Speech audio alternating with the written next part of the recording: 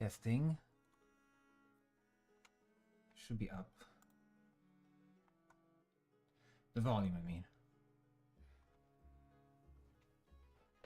Thank you, Dr. Funkman. Hi, Tai.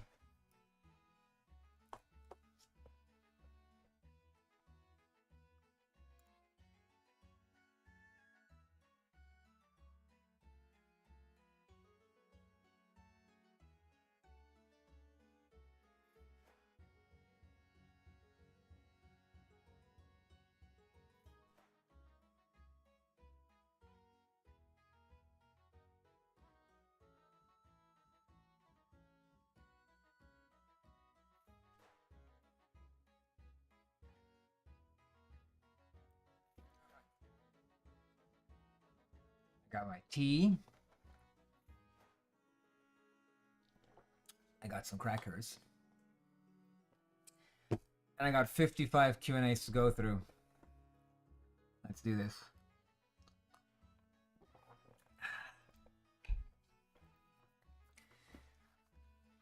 Let's see. So the libretto is almost finished with the revisions, which means a lot of the answers that I've been giving over the years in the Q&As are wrong. So, let's see.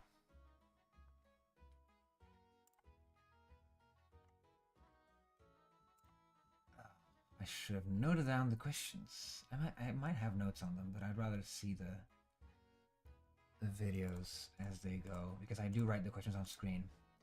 That's the easiest way to go about it, really.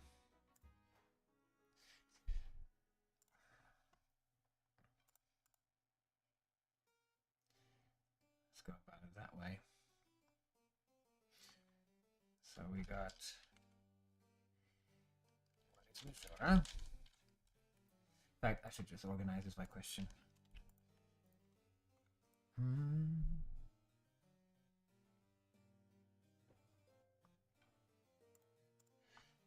Q&A number 0. Let's go.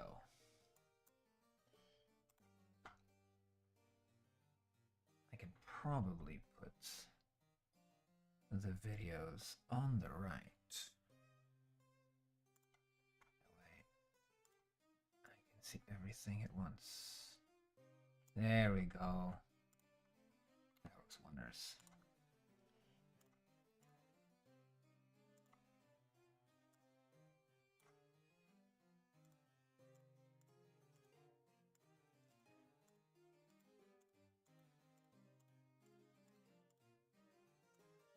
Is it a musical? No.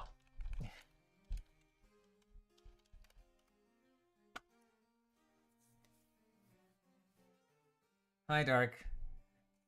It's almost half your life. Yeah, I know. It's a lot of mine, too.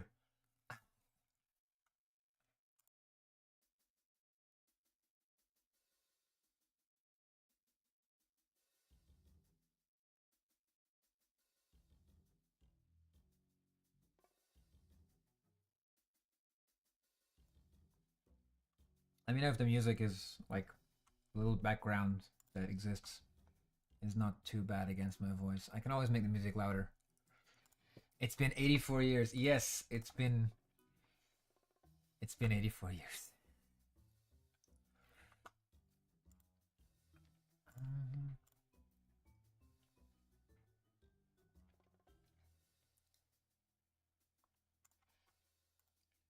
Here, so wait, is there a 5th question? Usually there's 5 questions. I said a 5th question that I missed.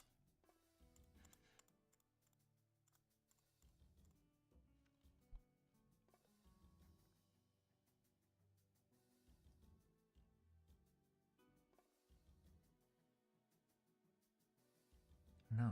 Huh. There's only 4 questions in the first and Q&A number 0. Okay, fantastic. Let's move on. Number 1. I will be listing these, and then I will be going over them carefully because some overlap in subject, and I later want to release a video where I go like, you know, more organized in the stream.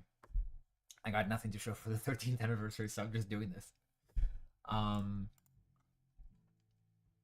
but I want to organize this later better. I am just doing this so that I can record the questions and triage and then answer them more carefully on stream.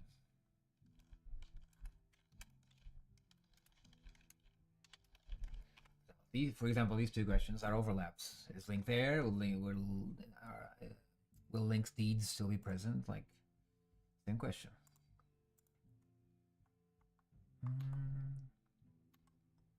Oh my god. What is this? Triple question.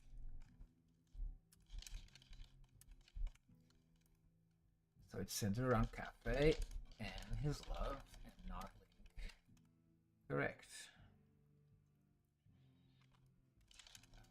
Replacing Link with Cafe.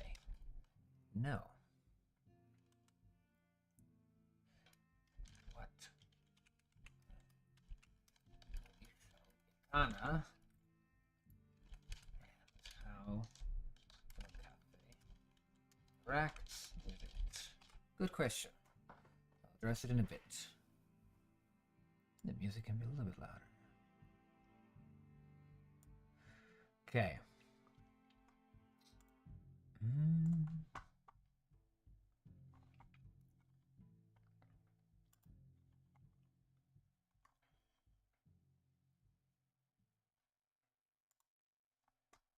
I hope my audio is coming through.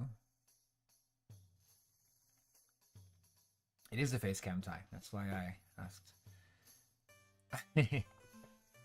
Well, I do address questions about existence in the opera. I'm not sure they're the same ones, but I'm not sure I'm qualified to give you a real answer.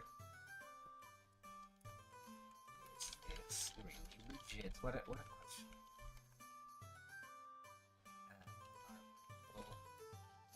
Be able to see it in a theater, I hope.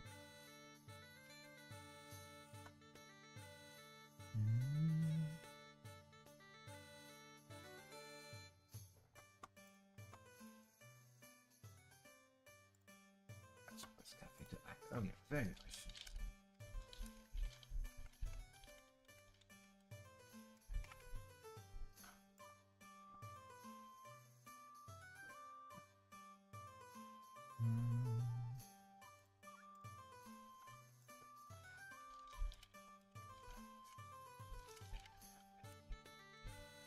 Triple themes. Oh, interesting.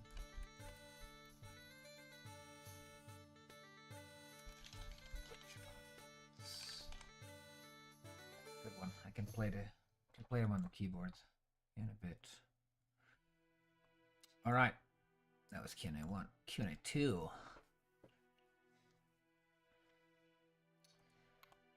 Any questions? Yes. How old is Cafe? Oh my god, I forgot people made a fuss. Well, they didn't make a fuss, but they were a bit confused as to why I let Cafe be an adult.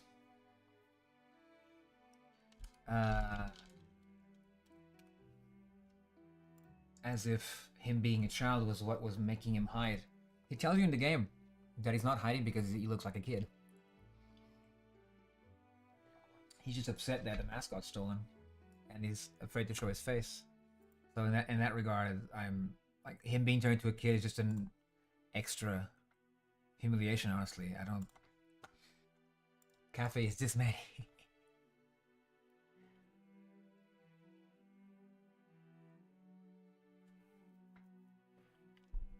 Is the music too quiet, Ty, or am I too loud? Or rather, am I too quiet along with the music? Because my mic is at regular level, I hope. I'm avoiding clipping.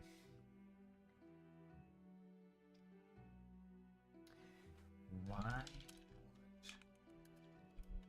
would this not be meant for?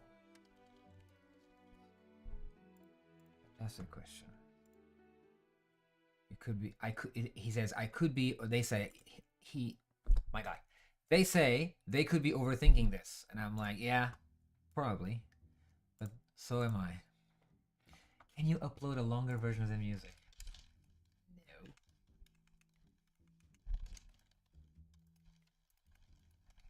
What does that even mean? Longer versions. It's what I wrote. It's what I wrote. Will we see the... Oh my god, yeah, that one. I have terrible news. Will we see the postman write the letter himself? Yeah.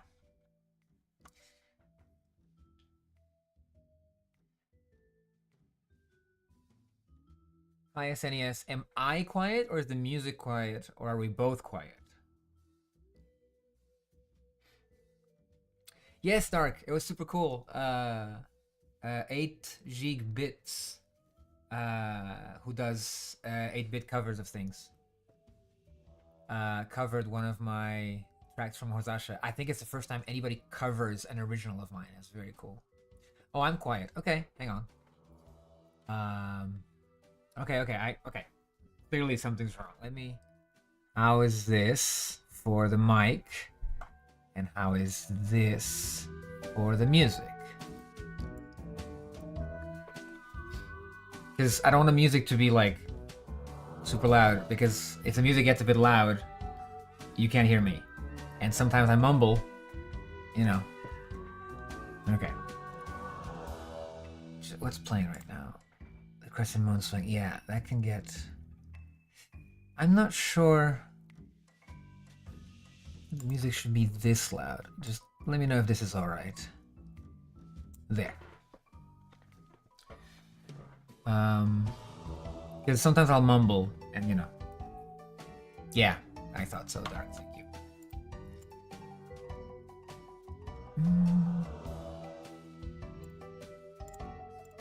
Okay. Will Majora be portrayed?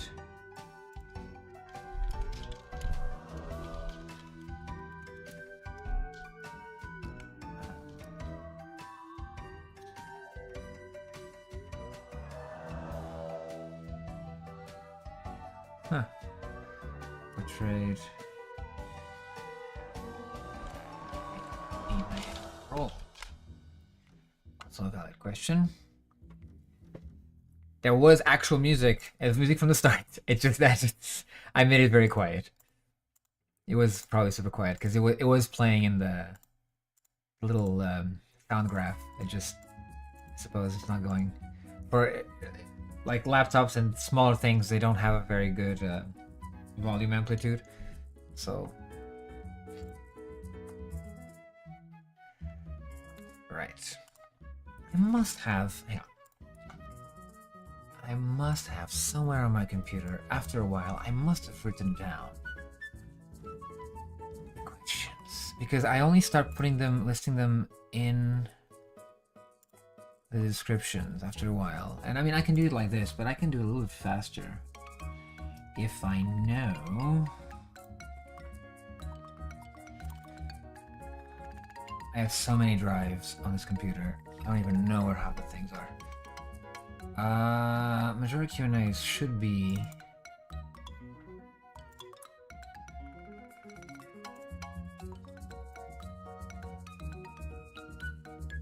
I'm not gonna waste too much time looking for them. If I can't find them, I'll do it this way.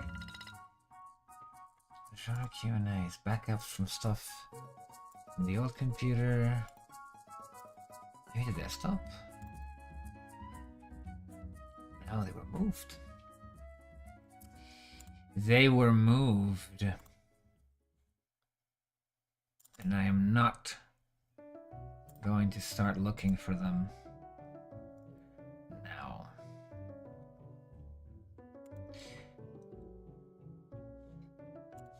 I think I have an external... Oh, maybe in the archive. Hang on. Wake up. My 7 terabyte hard drive. It's a big one for backups of everything. For a while, I was working on Majora and there were no backups. Can you imagine? Ah! Hi, Dr. Gray. No problem. I'll zoom in. Let's do 150. How about that? There you go.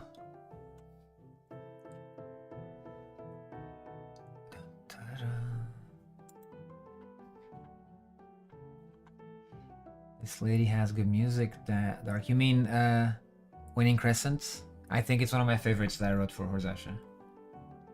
Oh, tense. Really? I don't know what you're listening to exactly right now, but let me see. Do I actually have the Q&As backed up here?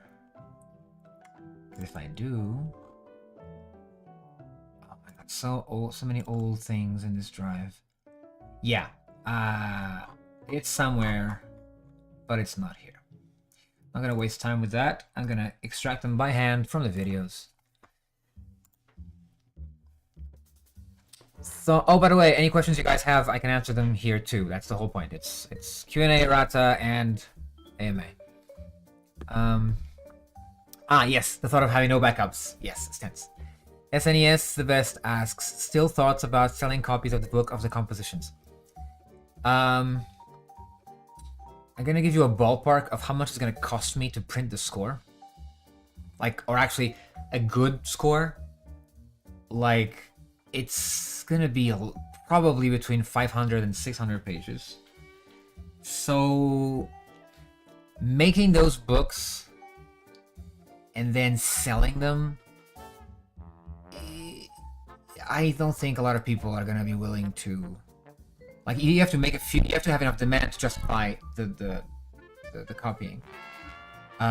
It's not just the compositions. It's like if you're just talking about a score, just the score, like just the full score, right? For analysis or whatever. That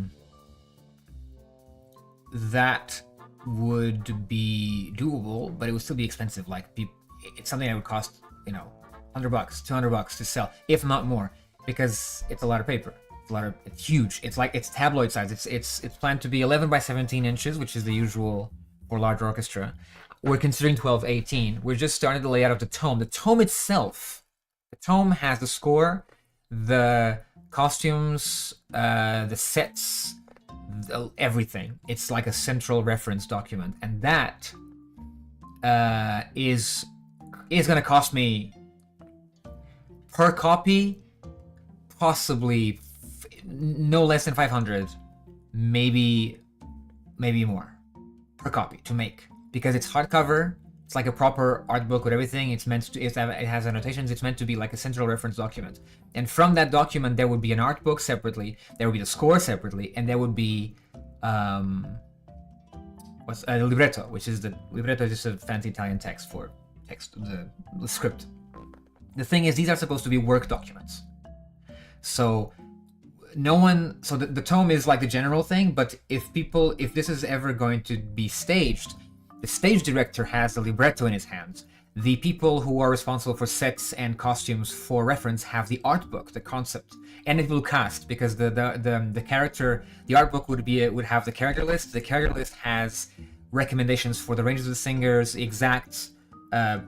We got someone who I had an idea for a heat map. Imagine like a keyboard, and you have a heat map of of what pitches are higher or more frequent and less frequent, and the idea is to print those next to each character, so you know exactly what kind of singer you should cast.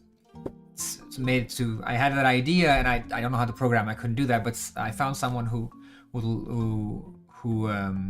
is helping with that, and they finally got the software to work properly, and it's outputting like proper heat maps on a keyboard graphic that would look very nice next to a character illustration, and that would be for the casting sets and people who are making sets, casting singers, and making costumes. The libretto would be for the stage director. The libretto itself has next to each line, this on the left on a column, a bar number which relates to the score, where the text is also there. The score is the conductor's, of course, and the conductor then can communicate with the stage director directly, simply because they can refer to the exact same bar lines, because the text in the libretto is the same as the text in the score, and they have the same bar lines. So bar Act 1, bar 216, I don't know, Muto says this, and you have them both on the same document. So they're meant to be separate documents.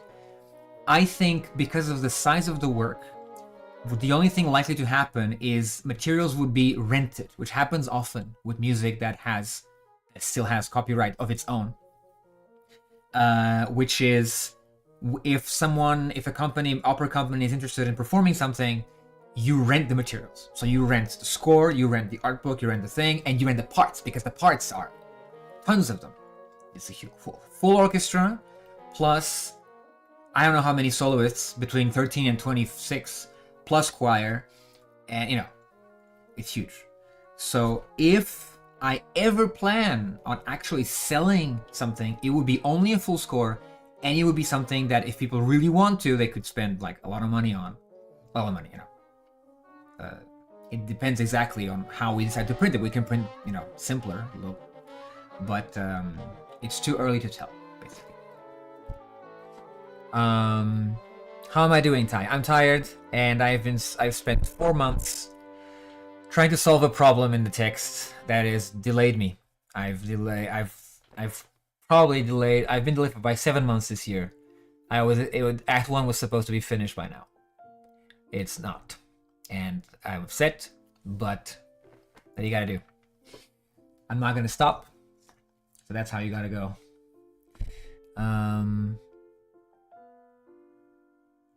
What percentage of work time do I dedicate to Majora versus my other projects? Asks Dr. Gray.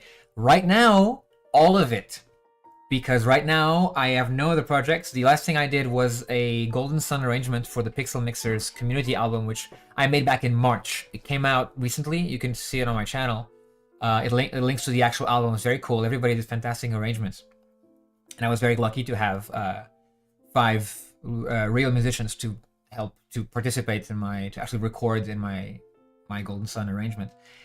Right now, I am doing nothing else but the opera except for commission work. So when people commission work, that's paid, of course, gets priority.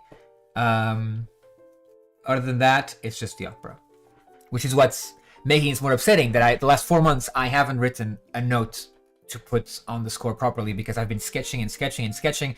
We have a little problem that I'll address in a bit about Skull Kid and the Giant, because I left the Giant's number for last for corrections, because what happens in that number refers to things that are not mentioned anywhere else. So we had to get to the end of the opera in the text to then go back to the Giant and realize, okay, what do we do with this? And then when that happened, because we did get to the end of the opera, when that happened, we realized, oh no, the Giants, this cannot be. The Giant's Lament cannot exist as it is. In fact, I can tell you for a fact, the Giant's Lament as a number is gone. It's scrapped, and there's been several, and the current replacement is actually a dialogue between the duet between the Giant and Skull Kid. But there's complications that come with that. It's better for the flow. The Giant's Lament was killing the flow of Act 1 completely, as it is.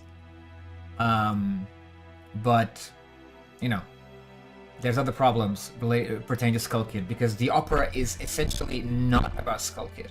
But we need to make clear a few things about Skull Kid, to set that, to leave that set, so that we can move on to the next acts, focusing on Cafe and the Salesman as separate plot lines. So Skull Kid himself is a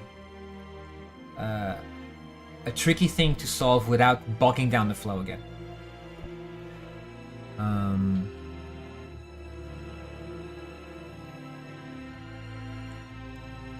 SNES, super interesting to hear about stuff like looking at schematics. You would love to hoard one of those tomes no matter the cost. Okay, if there's enough demand, I won't mind. The thing is, they're gonna cost me a lot to make each.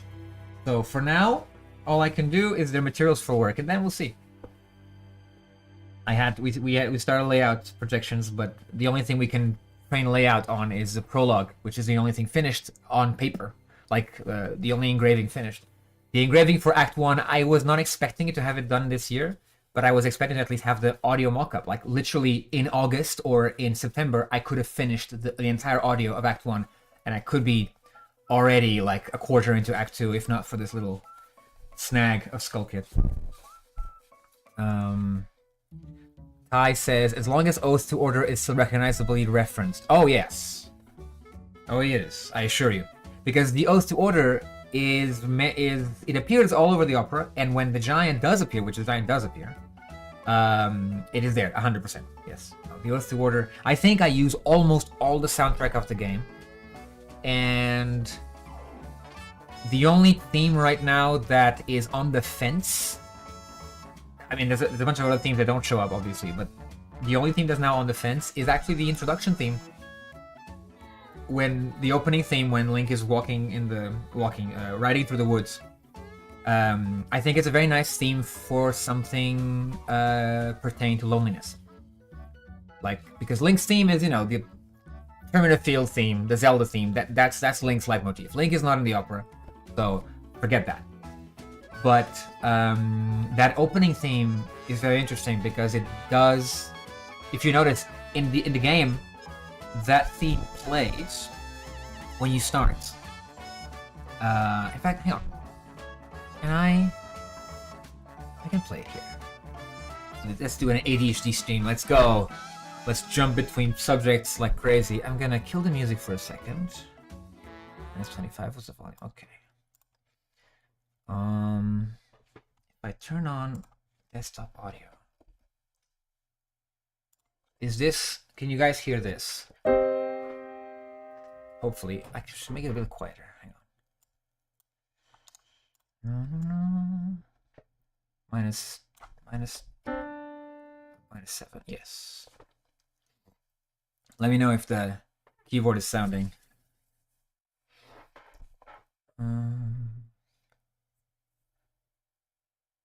So I think it is. I see it working. Yeah. Okay. Fantastic.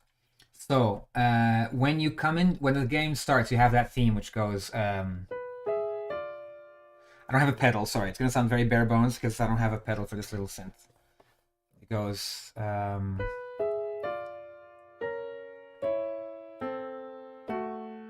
Right. In fact, it has that little top notes here. It does it. You have a very high sustained notes, and then it keeps that thing over there. Sorry, I'm not the best at playing. How does it go? Yes, exactly. So it goes like this, and then when the fairies scare Epona, you have the big boom, big whatever. And then Skulky's introduction is this little section. I forget the bass line for this, but the top line is just this accelerando. It goes.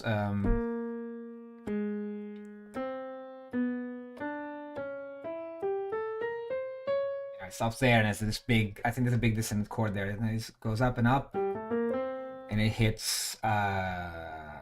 It's F.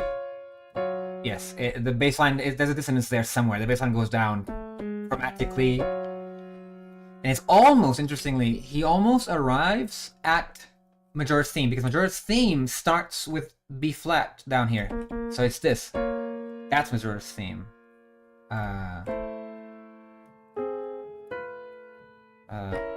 Yeah, that's what it is. Bass line. My point with this is that when you finish the game, when you finish the game, what actually happens is after the whole celebrations, you hear the theme again, right? But instead of ending the same way, it goes up to C major, so it goes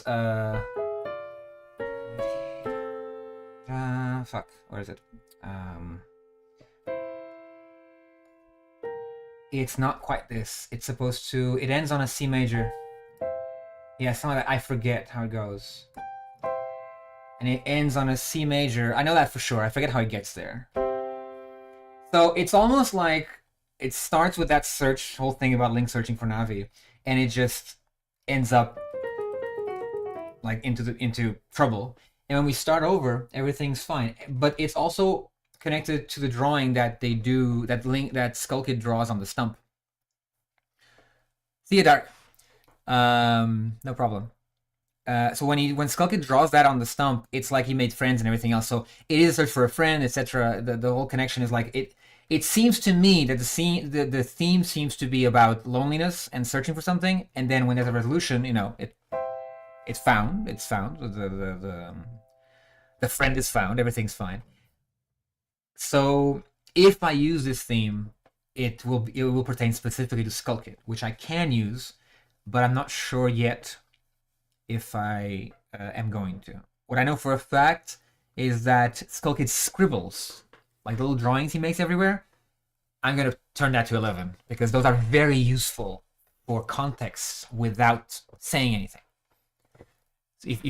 Because the idea is that in the game, like you notice that not only has he scribble stuff, but like Majora's Mask is like imprinted everywhere, and it's not far-fetched to think that it could be just as simple that Skullkid's graffiti basically would be a way for him to just, put his mark everywhere. And now what he draws in different places might be interesting. If every single place has drawings by Skullkid, I can tell parts of the story without actually having to waste time. Because Act 1, because of this thing about the Giant's Lament, Act 1 might gain another 5 minutes of music. I'm not sure. It depends on how much we cut from the original Lament. And I know the opera used to be 3 hours and a half, but I'm sure that considering the revisions we've done, it's going to hit 4 hours. I'm terribly sorry. I can't do that. Can't make it any shorter. Maybe not, because Act 3 is very short in comparison. 72 numbers total, plus number 0, which is in the prologue. But yeah. Sorry, I went on a tangent. Why not work on Act 2 and come back to Act 1 later, asked Dr. Gray? Or is knowing the details of the final form of Skullkid part critical to finishing Act 2? It's not that. It's that the way we're doing revisions right now, ever since 2022, I think, or 2022, yes, when we started the final layer revisions, it's a system. In fact, I can illustrate this right here. I can draw this here. So imagine that we have libretto, text, so text revisions. We then have the audio mockup, which is me. So this is me and Liam. It's Otto and Reno. The audio mockup is just me.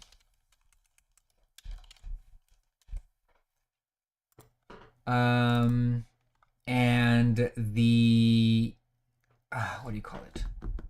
The engraving, which is basically the notation, like putting the notes to paper, is me and Miguel Jesus.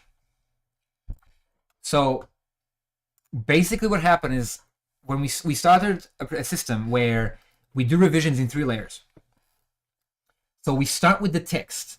So imagine, for example, the text is getting, imagine this is 0% of the completion, and this is 100% completion. The text starts going. Let's make it orange, dark orange. Text starts going. And the text finished informs the audio mockup. Any revisions I do any revisions that I would do to the music end up requiring the text to be final, which is what that was a problem for years, is that I kept having to change the text, and when I changed the text, I changed the music. Like, it's a stupid thing. Like, you must first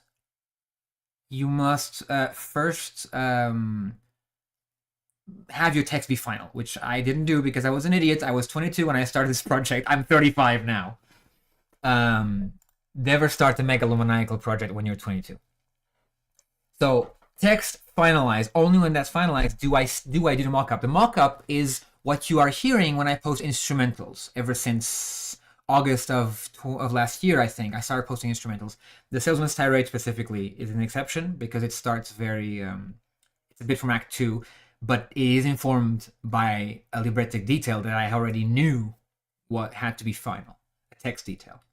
So as we advance in the text, I start following with the mockup, right? So let's make the mockup, I don't know, blue. There. And then when the mock-up is finished, so which means I've made the final music, it's, you know, music in a DAW, in a digital audio workstation with the piano roll and everything.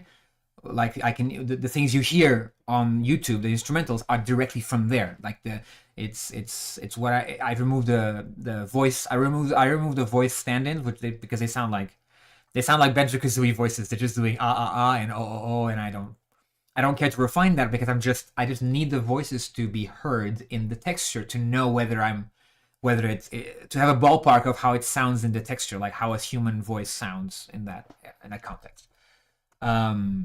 So when the mock-up is done, precisely when it starts advancing, then with the streams that I'm still doing with Jesus every week with Miguel Jesus, is the streams that I'm literally dictating note by note to him. The screen you see is his. He's streaming his screen to my Discord. I'm streaming the Discord to you, and he is notating what I tell him note by note. It sounds like a slow idea. Why don't I export a MIDI file or whatever? Because a lot of the times there's details and things that the MIDI doesn't capture. And so we would have to do a second round of revisions over that. So forget that. We do it at this rate, such that by dictation, any doubts about notation are fixed on the spot. So that would be green, for example. So you see we have this. So what happens is that these things cannot catch up to each other. If these things catch up, then everything stops, because the audio depends on the text and the notation depends on the audio, right? You follow me so far? So what happened was this: we are almost at the end. We are basically here in the text. Practically, we are in the last numbers. Technically, it would be closer to the ending right here. And like the mock-up, let's say the mock-up is like near the end of Act 1, right? Something happened here. And suddenly I stopped here. And what happened, like a couple of months ago, the engraving caught up. And so I had a extra little thing in the middle of Act 2 that I knew was final.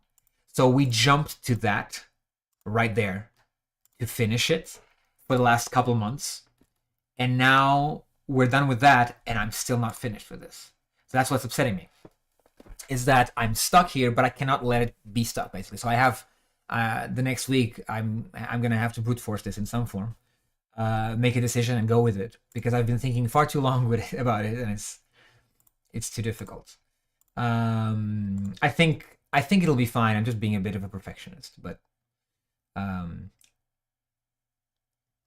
point is, the revision process, this is why I can't jump to Act 2. In fact, we did exactly what you said, Dr. Gray. We jumped ahead. But only one number could do that, because if I leave that be, I am going to I'm going to skip an important process that happens when I am doing the mock-up, which is any little details in the text that are not quite confirmed are confirmed by me in the mock-up. So if I skip something, there will be unfinished things before. And that suddenly can provoke another problem, like what's happening right now. Like suddenly a detail that I would have fixed by myself will affect everything that comes after. And I can't let it happen, which is why we were trying to do this in layers. The good news is that once this is solved, everything else in the text is like cookie cutter. It's just a lot of work. It'll take me a couple more years, absolutely. But it'll just trickle down, no problem. The reason this is happening is because we didn't address the giant at all since before 2022. So there you have it. Okay.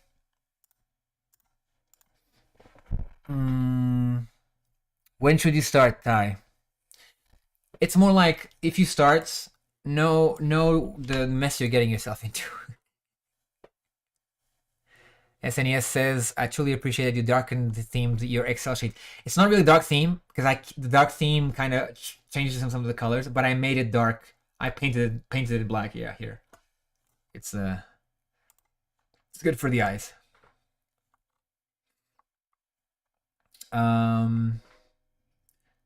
Right. Oh, right. The music is completely gone because I was playing. I'm not playing anymore, so let's bring the music back in.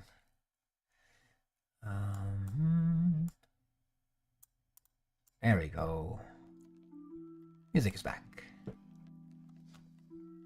You wish to hear a snippet of the voices? You have, Ty. There is. I posted in the Discord. There's a few. If you search for the words Banjo-Kazooie in the Musician Den, you'll find a few clips, audio clips, where I specifically said these voices sound like Banjo-Kazooie.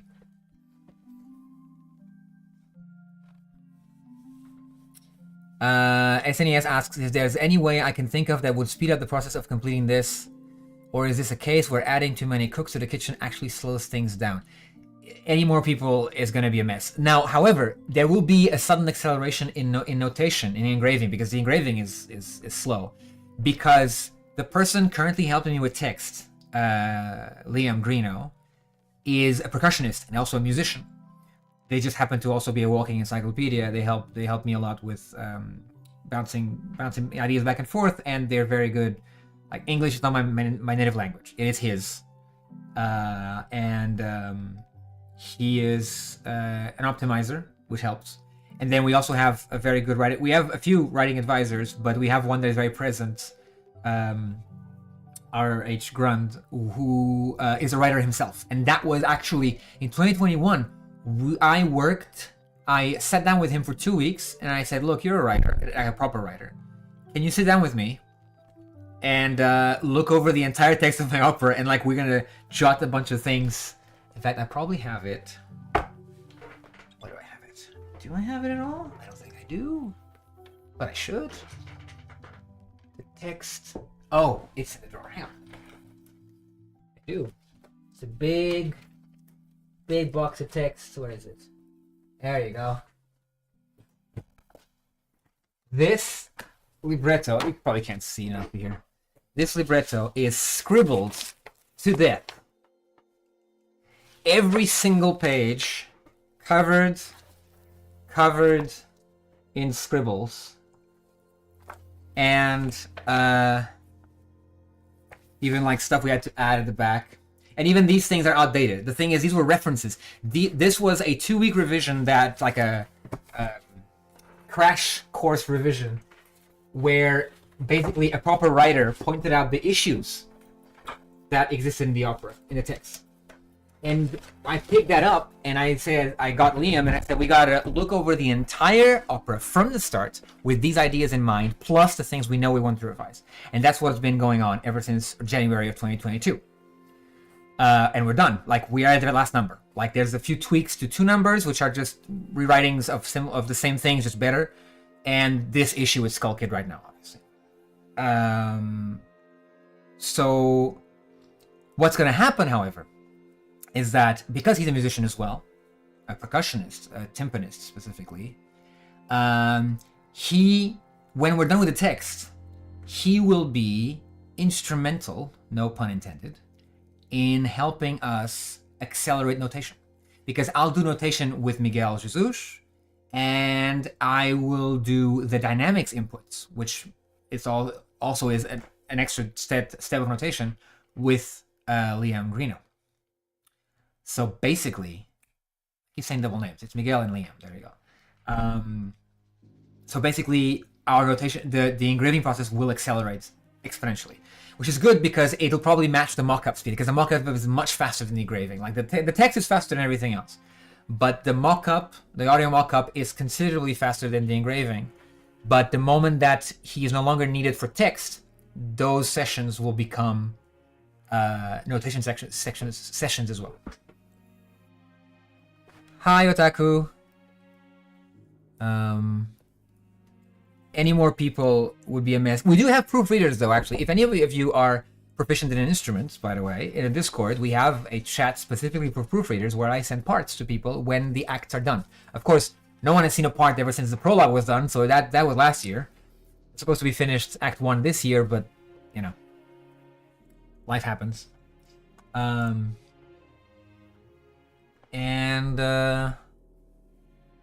That's about it. No problem, SNES. Have a good one. Now, where were we? Reading the questions. the implication that percussionists and art musicians. I never said that percussionists and art musicians. Do not put words in my mouth, tie-dye.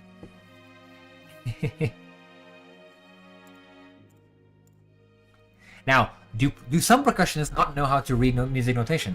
Yes, but so do other musicians, so who cares? Not important. It will. So let's continue going through these questions. Will there be some way to incorporate time into the final stage project? Time? Oh, as in a clock. Yes, obviously. Will there be some way? I'm gonna go over these, of course, afterwards. Some way. I'm just inventorizing the questions from the old Q&As to make corrections. Into the final stage product? Question mark. Like a clock on stage. I mean, you know, you have the clock tower, so I would imagine that would be enough. Does Cafe wear the Keaton's mask throughout the opera? Excellent question. Yes, he does.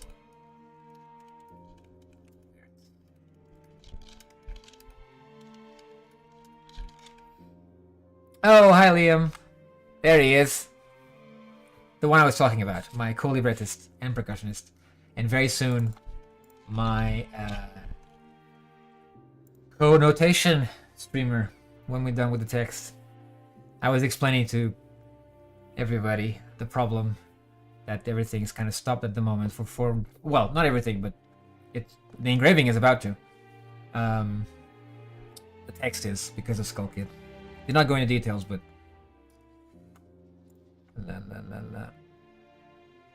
I can't read sheet music. Yes, I can. Hi, Mike Singer. What an entrance. You just come in out of nowhere telling me I can't read sheet music. You gotta make a better first impression. I'm surprised nobody has asked about Tattle and Tail yet. Yes, very good question. Will Tattle and Tail be with Skull Kid? Oh, wait, is Mindsinger someone I know? Is it someone that is taking the piss out of Liam?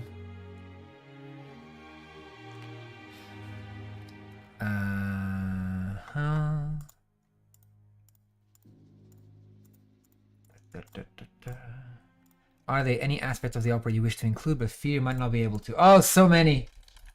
Are there any aspects of the opera include but fear you might not be able to?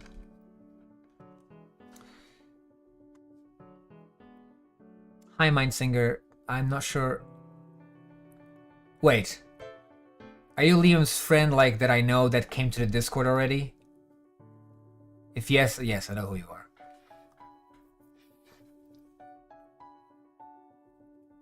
Otaku asks, I imagine in the physical sense, prop, stage work, and the like is going to be addressed after you have the script and music done, or is it done in tandem with everything? It's done in tandem, or rather, the sets. There's a minimum recommendation we want to have illustrated in the tome, in the big book, in the staging reference tome, the SRT,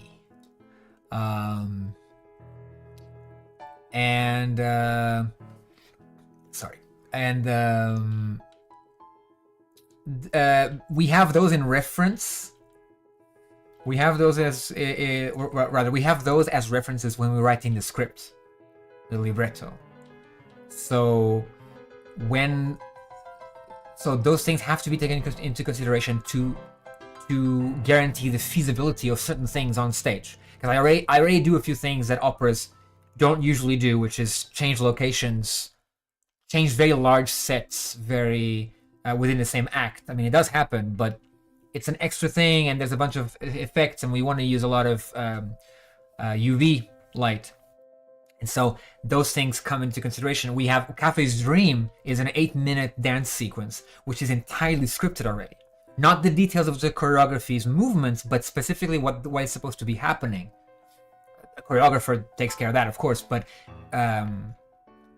the point is that we need to know what happens when, such that it fits with the music. So there is a basic minimum recommendation that the props and stage work are important, and they are referenced like early. Absolutely.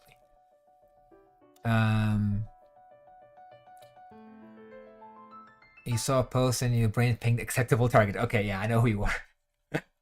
Hi, welcome. It is a Q&A as in the other videos combined into one. Kinda. I want to tidy this up. It's more like it's the 13th anniversary today, and I don't have anything to show because I've been stuck for 4 months over a problem with Skull. So, instead of that, I plan to... I decided to just have a little unscheduled stream going over the questions. And I am going to correct the questions, the answers that are wrong. Like, I'm going to update the Q&As. But I also want to later make a properly, like, you know, structured correction to the Q&As. Especially because there's one or two details that I'm not exactly still sure of because the text is almost done. So if something is not answered here, it'll be answered there. No problem. Yeah, anybody in the chat who has a question, I'm here for that. Are there any... yes, I already skipped this question. What's the next question?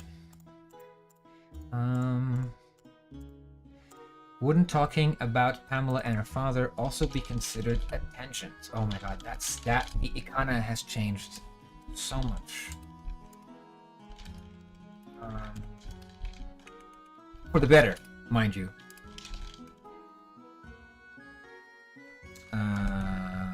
It would be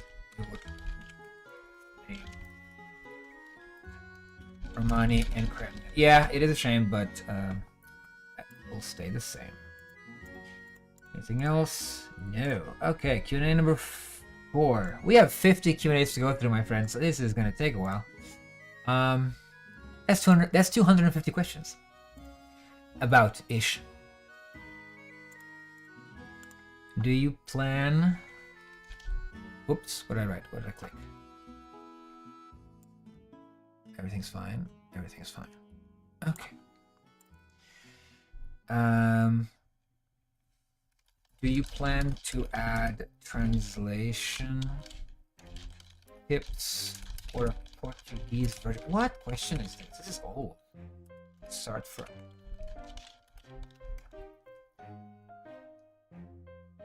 Let me think. What? I don't even know what I answered this question with. Doesn't matter.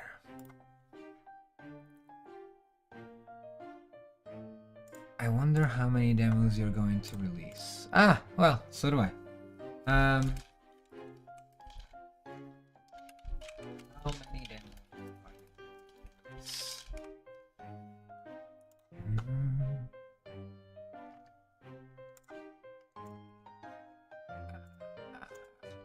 You including all of Majora's Masks OST. Do you have to skip a few? Yes, I do. Yes, I do. Uh-huh. I realize I'm my Crimea, including the ending where everyone takes shelter in the ranch. Right. I can include that here. I mean, it's... Would include the ranch. Demos 4 and 6. How did you make the demos? Oh, the animations. Oh, that's the same thing. This question doesn't. There, it's Adobe After Effects. I mean, I can. On demos 4 and 6. How were these animated?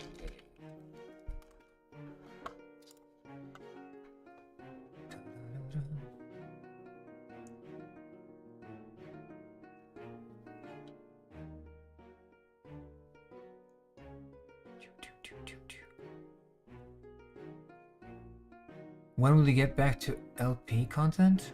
Let's play? I mean, when I'm done with Majora, I'd love to like reserve a little day, one day a week to actually play some games that I like. Yes, absolutely.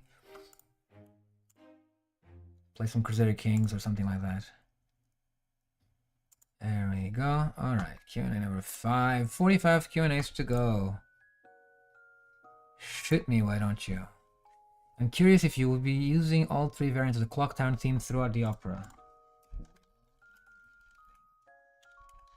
Three variants of the fuck down theme appears in so much more than three variants. It is like a base leitmotif of the entire thing. Will each act have a scene where the tellers are singing the theme to express a change in their fears? Good question. Not quite, but kinda. It would become a bit dull. Will the main groups of Majora's Mask, Dorico, and Zora and the Gorons appear? Will the Dick, the Zora, and the Gorons appear? The answer is short answer, yes. Long answer in a moment. In a moment, I mean, longer. Story is about Majora's Mask events and without the presence of Link, and you already said you don't really appreciate to use kid actors. Yes. Does that mean obviously that you will not put a scene about the Moon Children? Ah, I don't think I am allowed to answer that question. Will there be a scene with the Moon Children? So after a certain point, we stopped doing streams of the text work because I didn't want to spoil something. I didn't want to spoil a bunch of things past the middle of Act 3. So some of these questions are still not going to have answers. I think the encounter with King Eagles Ikana is perfect for this. I hope you do get that one too. Will you have Eagles Ikana? Basically, that's the question. And Ikana Castle too. This question has become much more interesting suddenly. Yes and no. Will they play big or small parts?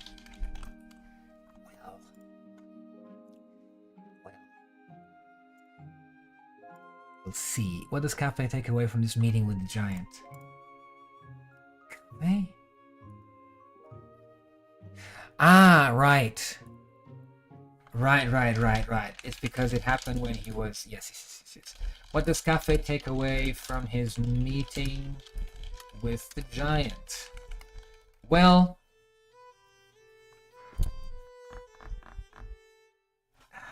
meeting a god would make quite an impression. It's weird. It's a weird position. I'll develop on that when I'm done going through the questions. Okay. What are you guys saying? Outer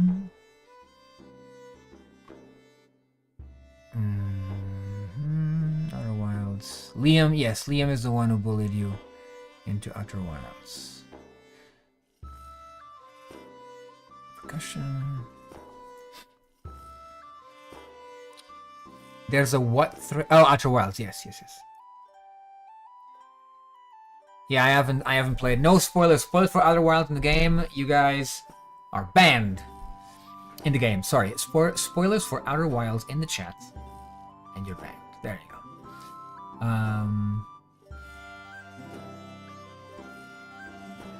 My VTuber model is really sick.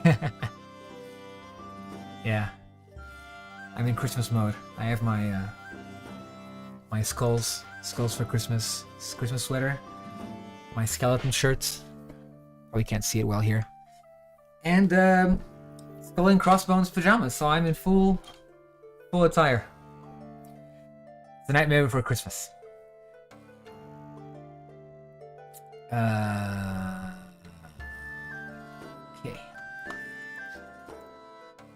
Meeting a god require an impression. Yes, it would. Interview, leitmotifs, revisions, and Weissen. Sakon. There it is. The problematic question. Sakon's theme sounds like it has Middle Eastern elements. Yes, it does. Because it was originally from the potion shop in Ocarina of Time. And it was meant to be some exoticism. Not a very nice thing, but you know, it's the 90s.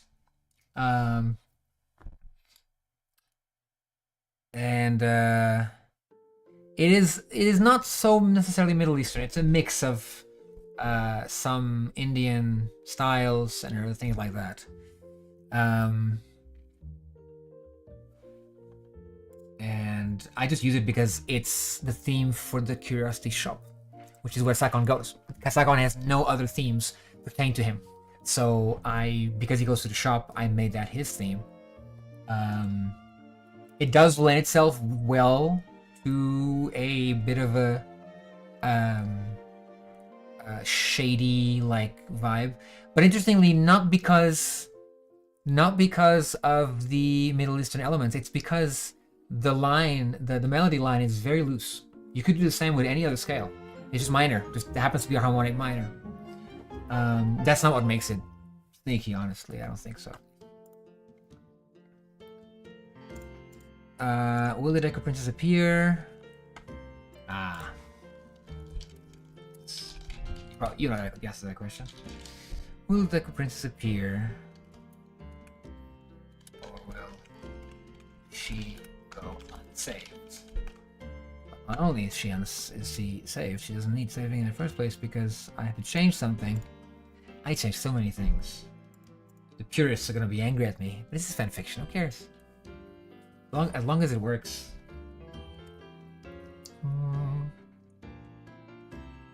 Do you plan on going back to work on any of the lyrics and scores demos in the release? Yes! Yes, I already have. Do you plan on revising lyrics and music from the demos? Oh, my friend, all the demos are outdated by years.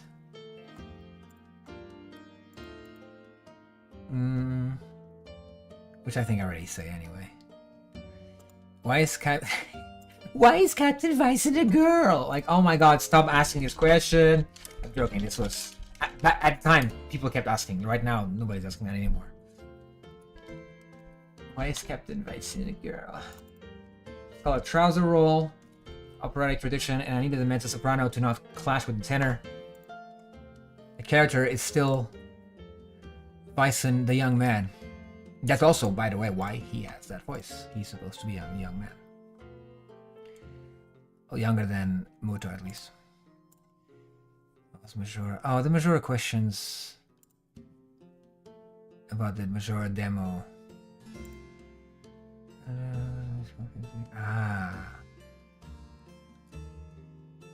That's a good one.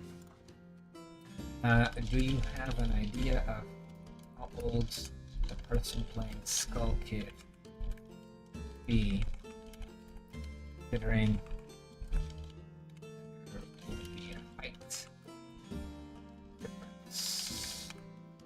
Yes, that's a good question. The other person, the evil entity.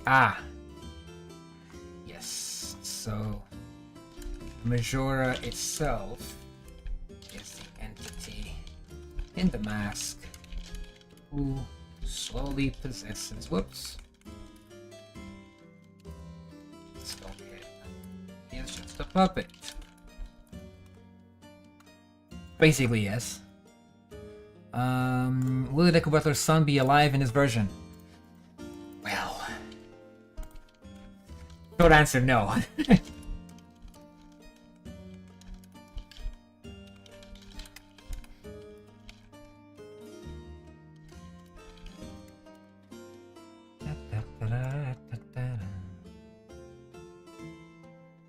Alright. Question Q&A number 8. Do you get perfect take every time? You kidding me? Lol. Did you get perfect take every time? Or are there bloopers? What are you talking about? Demos 4 and 7. How many people are in the choir? How many people are in the choir? Of course, I'm gonna add a few details to these questions because these are all answers, questions that have answers. They are definitive, but the ones about demos, I mean. Demo number 4 looks like censored death of the monkey, but it's not, is it? But that doesn't happen the way it happens in the demo anymore either.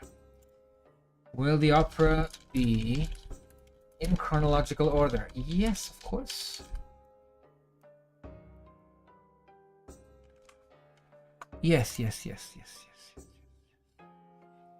I've never actually seen an opera. Is there talking involved or just singing? Oh.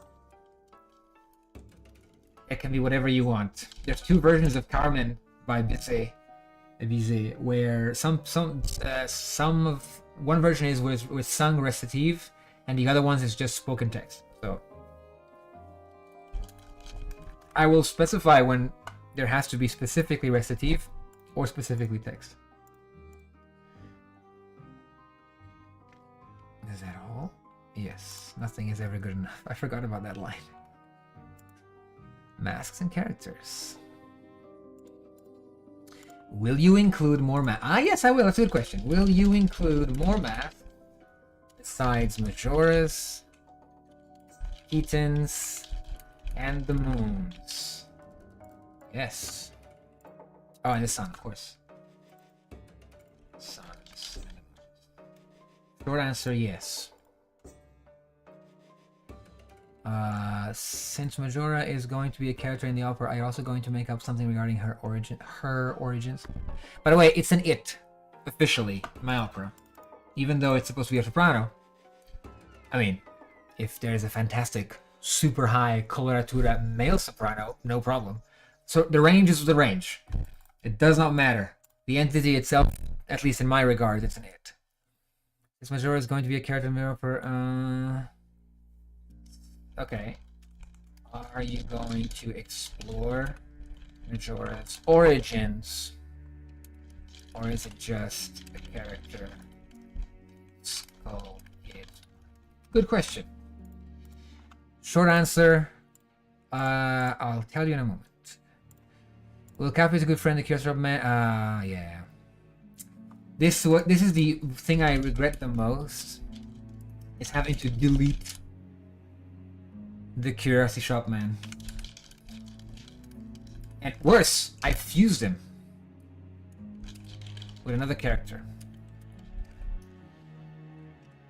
And were I doing a different version of the opera, he would have been much more important, along with Madame Roma, who has been completely relegated to choir. He is not a character like it's of her own, like it's only the mayor. It's too much. The B version of the opera would have focused on the more individual characters in Clocktown, but completely eschewed. I don't know how you pronounce that word. Completely ignored the other places. It would be only Clocktown, the ranch, and Ikana. I would, if I had started writing the opera later, I would have done the opera like that, because I could explore. It would have been tighter, much more focused on the personal emotions and the interplay of characters. But I chose to do a Cafe in Wonderland kind of thing, showing the whole world. So that is what it works too, by the way. It's just that it's a very different sort of work, very different sort of story. Is Majora Skull Kid a secondary antagonist compared to Sakon? Good question. Let me see.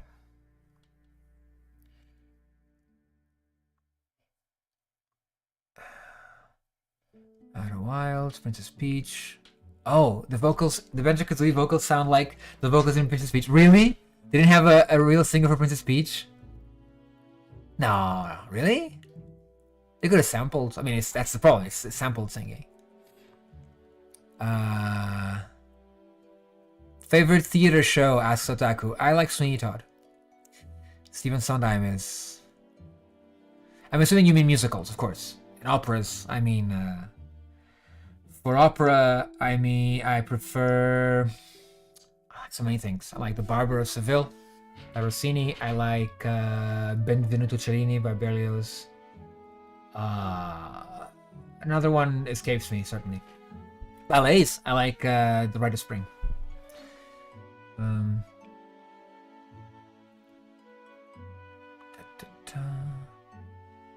Yes, exactly. Ty, exactly. Dante's Inferno is the Bible fanfic. This is just a Majora's Mask fanfic. Same thing. You get it.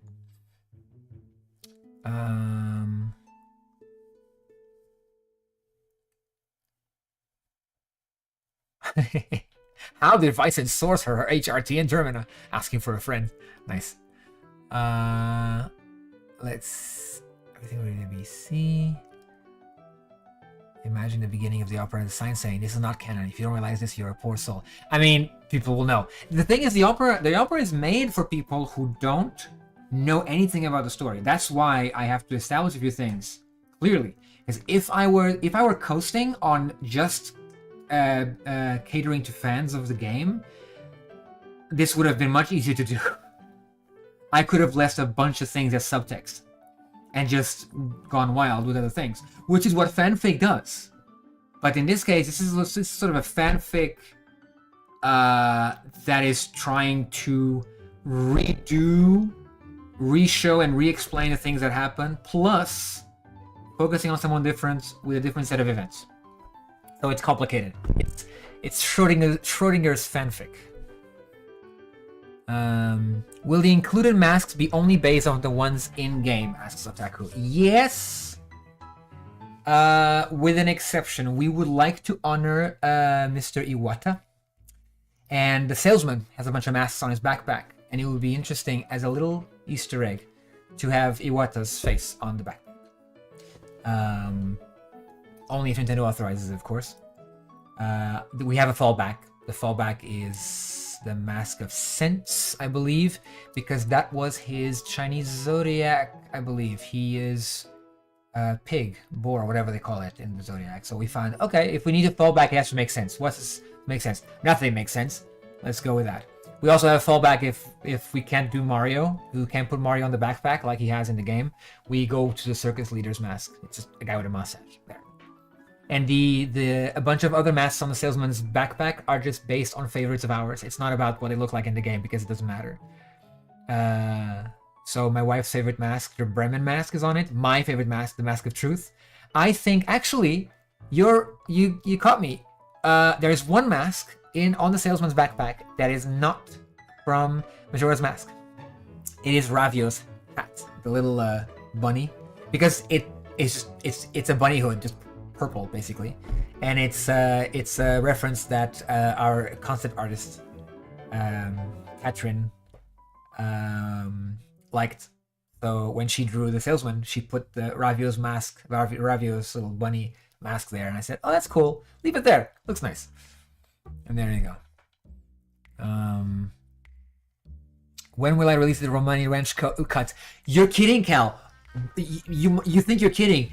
I could make a very short half-an-hour story on stage just about Romani Ranch. Absolutely doable. Don't tempt me. When I'm done with Majora, maybe I can do just a little thing, an annex, because that story by itself is fantastic. That thing alone is an opera. Mango, orange, passion fruit juice. Oh, my favorite is peach, mango, and orange. So close. I don't like passion fruit.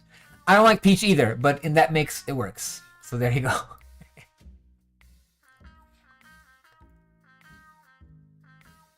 Yeah. Ravio's mask, yeah, that's what it is. Is Majora's Skull Kid more like a secondary antagonist? Oh, I already wrote this one. Hang on. Will Kafei confront Majora along his journey since Link is not of this world, or is Kafei's path not going to interfere with the overall fate of Termina? Wow, I read this whole thing and I didn't register a single thing. Excuse me. Hang on. Will... Oh, got it. Okay. Will Kafei confront Majora? Or is Kafei's path not going to interfere with the fate of Termina?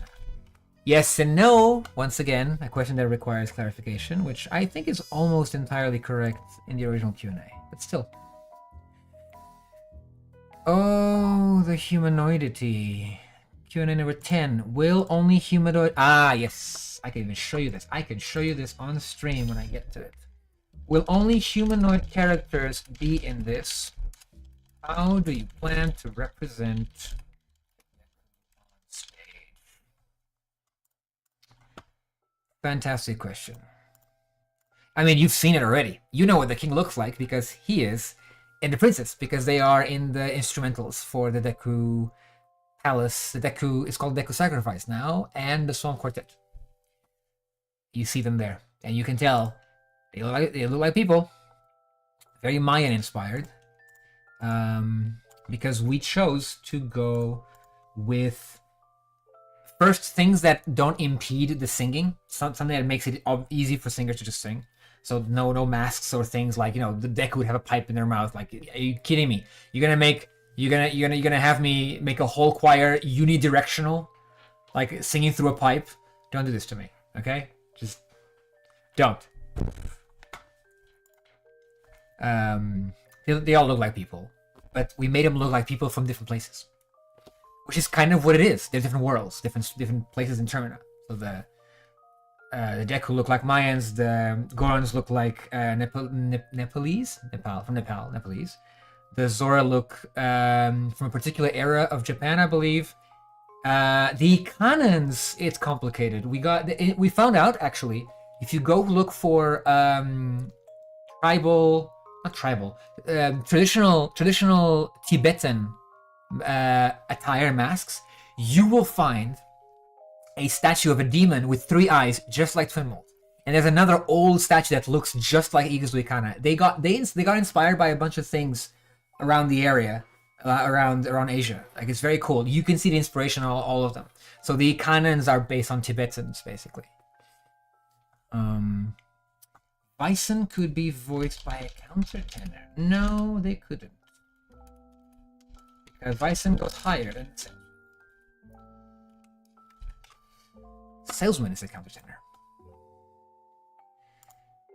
Will Kippura Gibora be showing up at all? No. Next question.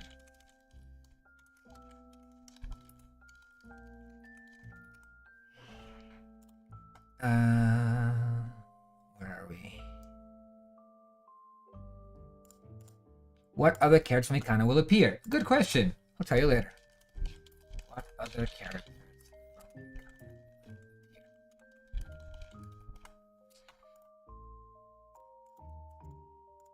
Will the seahorses appear? No. Next question.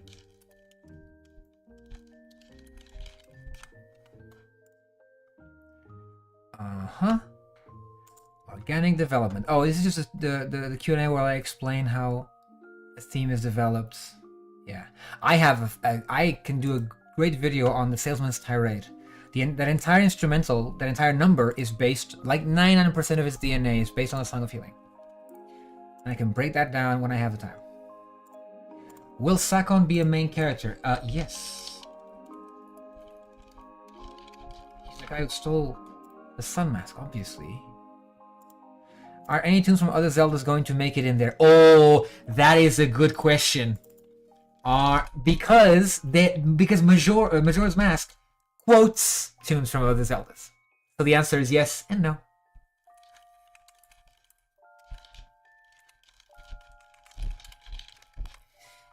I'll get to that in a moment.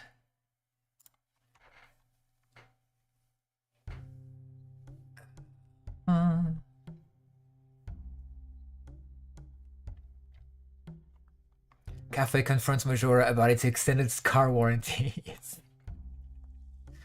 Stage Tingle. Oh, you've seen Stage Tingle? Yeah, I posted him in the Discord. He looks like an aviator. It's fantastic. He looks like just a guy in an aviator suit. Catherine is really good at what she does.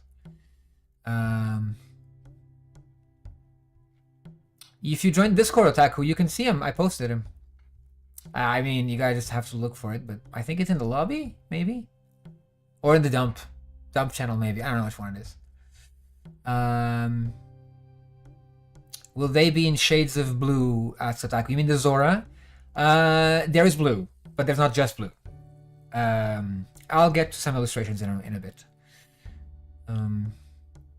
Not that I'll be a character in my own opera, but if I had to pick one to be, what character would I portray?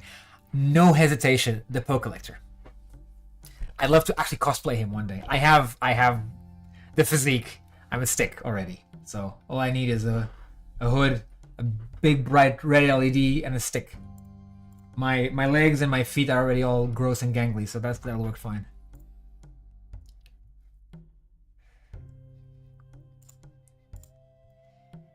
Do you have... Oh, jeez.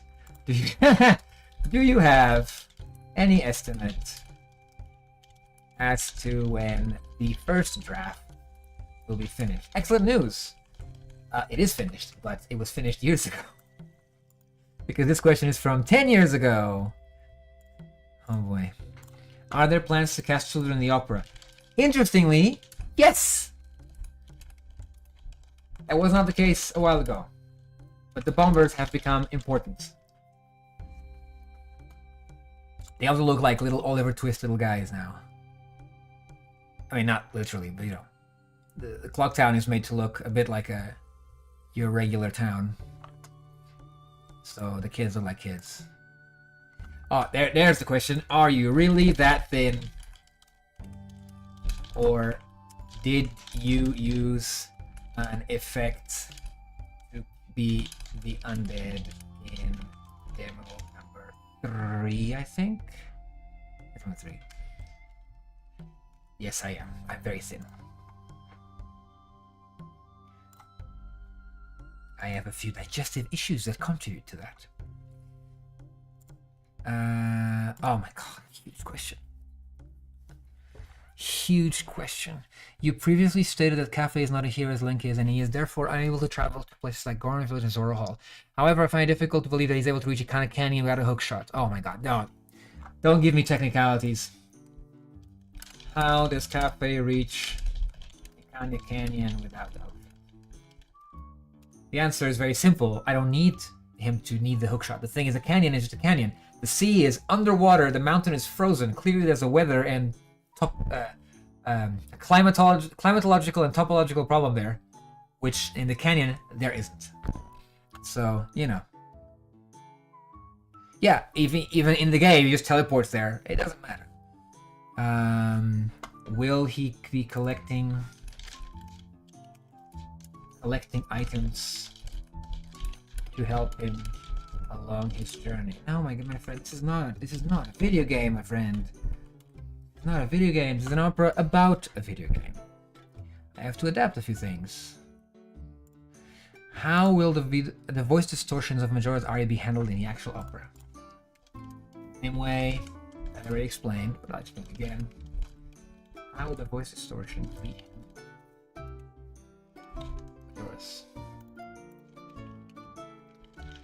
You have this little machine that can take a signal, send it back to the speakers, transposed almost immediately. Will you still leave the old demos for comparison? Or are you going to mercilessly remove them all like the Cyclone one? They're there. They're just linked in the description as private, as unlisted videos. Will you delete all demos? You archivists, you. Will the Great Fairy be included in the opera at all? She is mentioned.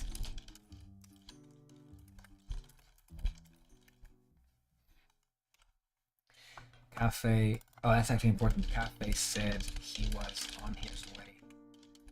See her when he was mugged by Sakura. Correct, but that's not what we do right now because we are developing Cafe's character, and we need some things to be a bit more important than the randomness of Skull Kid cursing him. Will there be any original characters? No.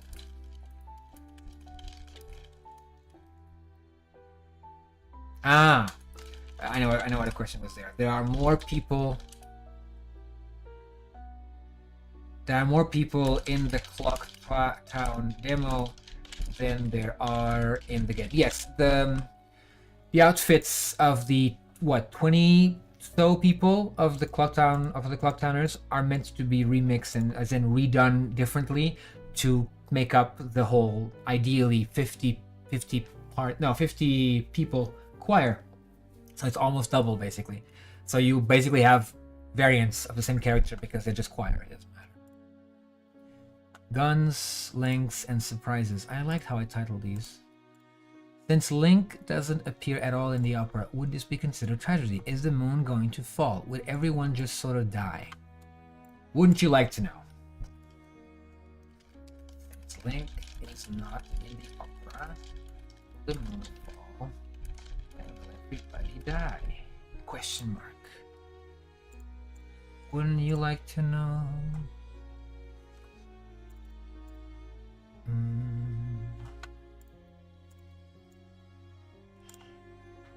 Kremia. Ah, yes, the thing that I cannot include, sadly. Kremia is Andrew's best friend who has a crush on Cafe. Andrew's mother thinks that she ran away. That he ran away with her.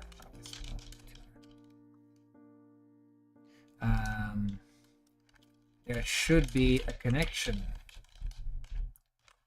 Yeah, I would in the other version. In fact, I have a little thing.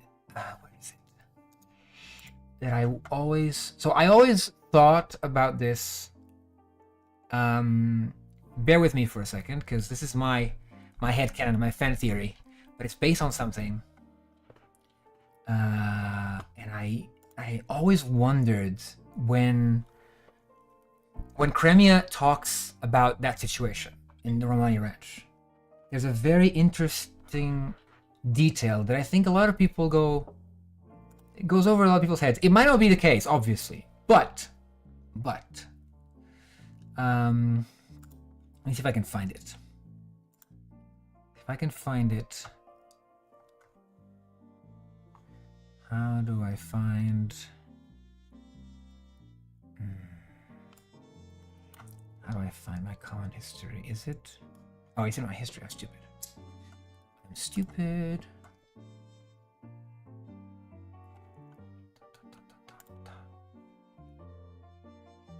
Not watch history. Common history. Okay.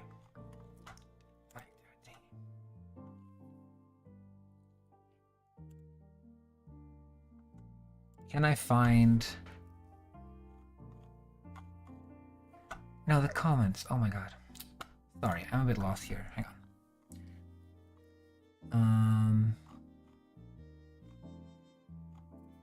Oh man, are you serious? Hang on. I'll find this and I will go over it.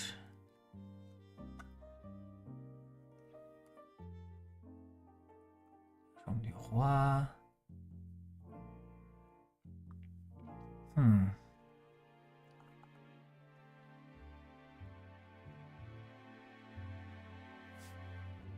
My god.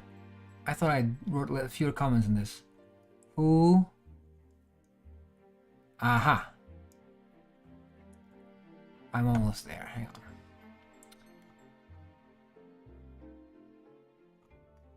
I found it, maybe?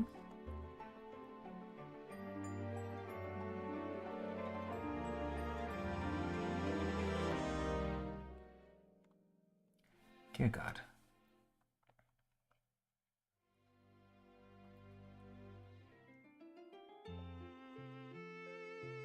I miss it. Man.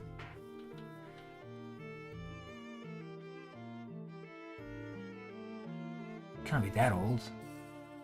March? Maybe. This year went by too fast.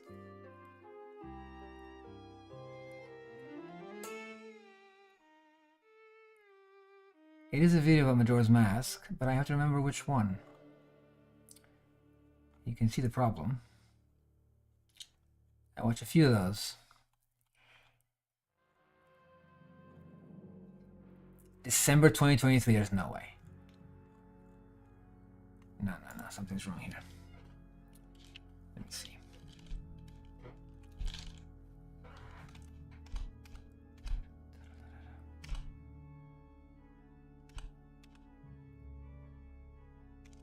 Oh, are you serious? Where can I find this? Hang on. If I do a clever Google search.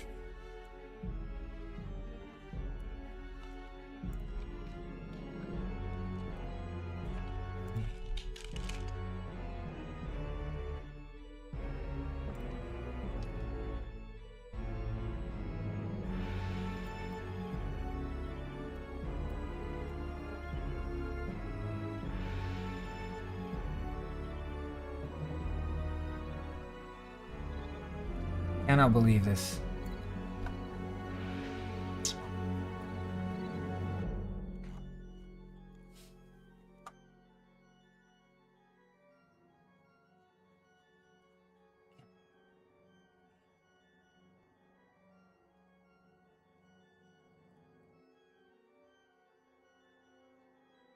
I can't find it in the next 2 minutes.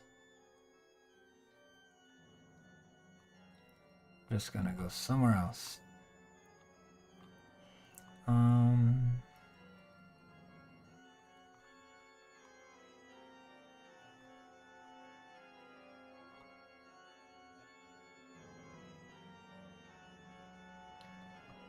Maybe this one?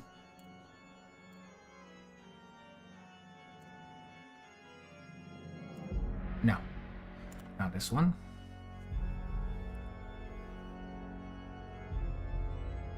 Forgiveness. Majora as a trauma narrative. I watch a lot of essays. No, not this one. Is it the one about Andrew?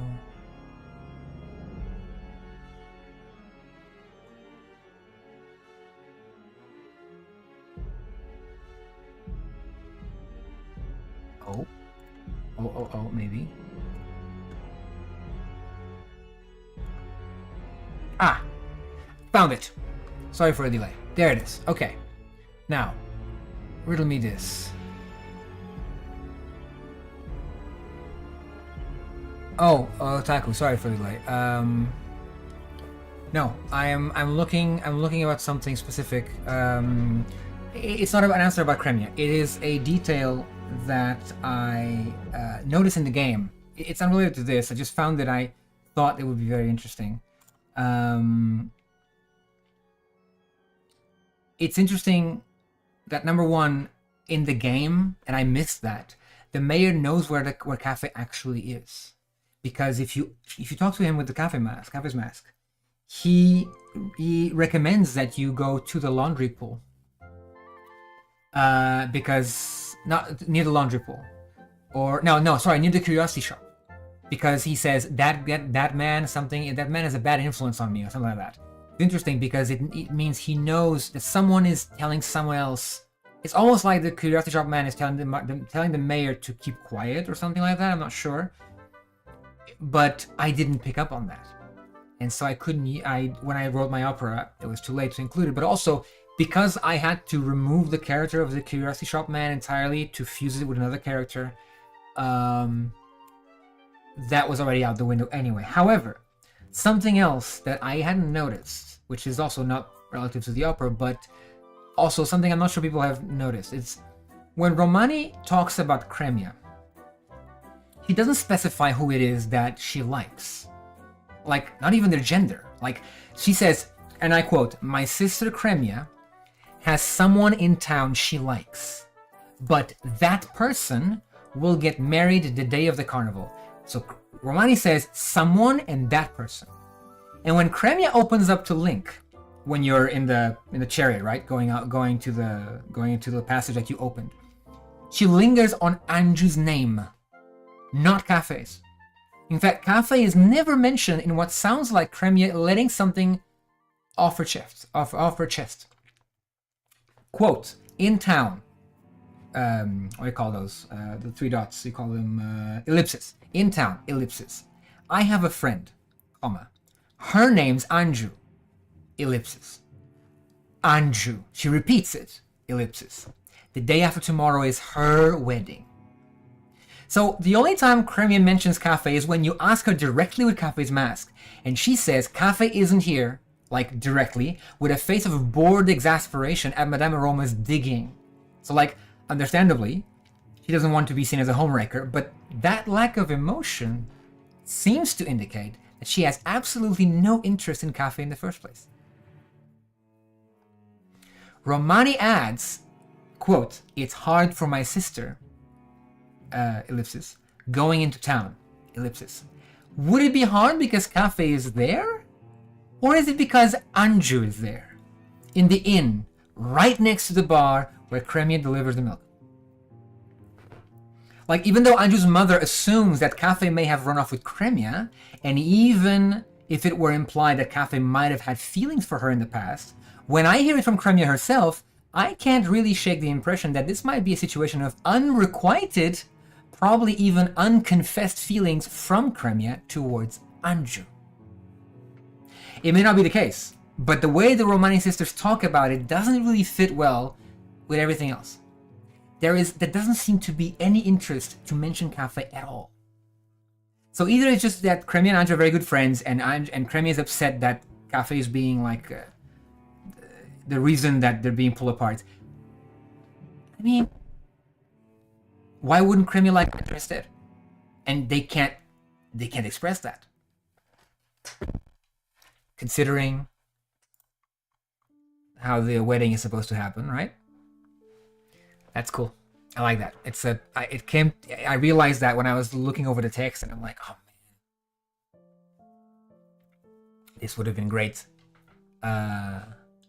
if it had been a bit dug into a little bit more.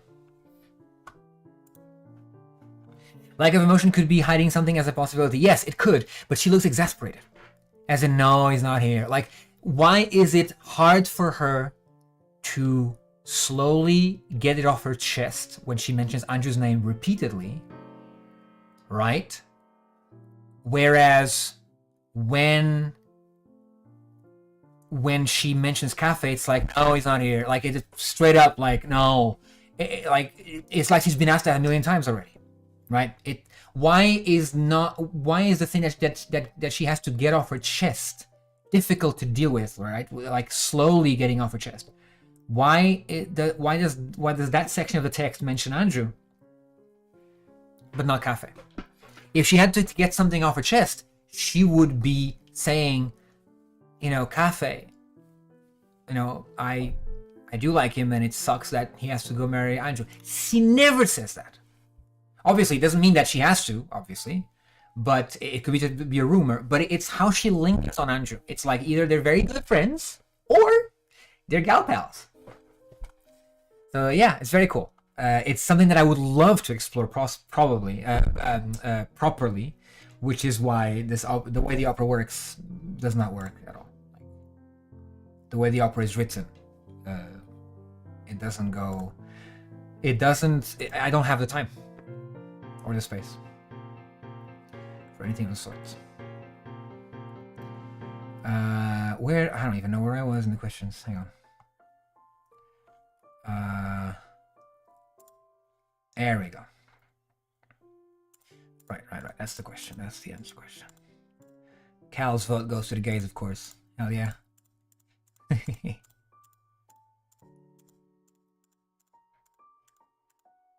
Aren't you scared that your opera will be too long and you might have to scrap some pieces? Yes. Yes, I am. Oh my goddesses, they were roommates. Absolutely. Oh my giants. Aren't you scared that the opera will be too long? I have to scrap some pieces. Yes. You mentioned that Majora was originally in Latin. Oh my god. That was this little joke that we made. The truth is much worse.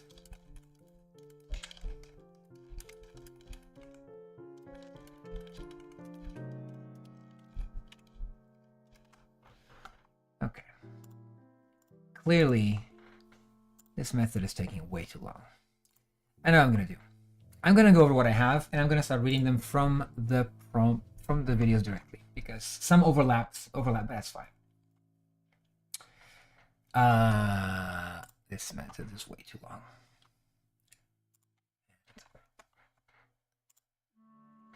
Let's see.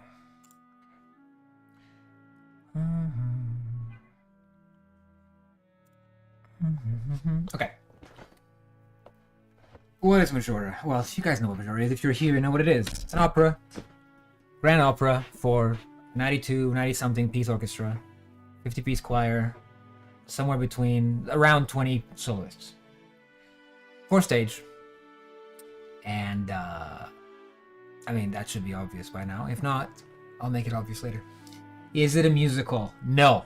It's an opera. Operas are different. People sing differently. The way things are structured is differently. The way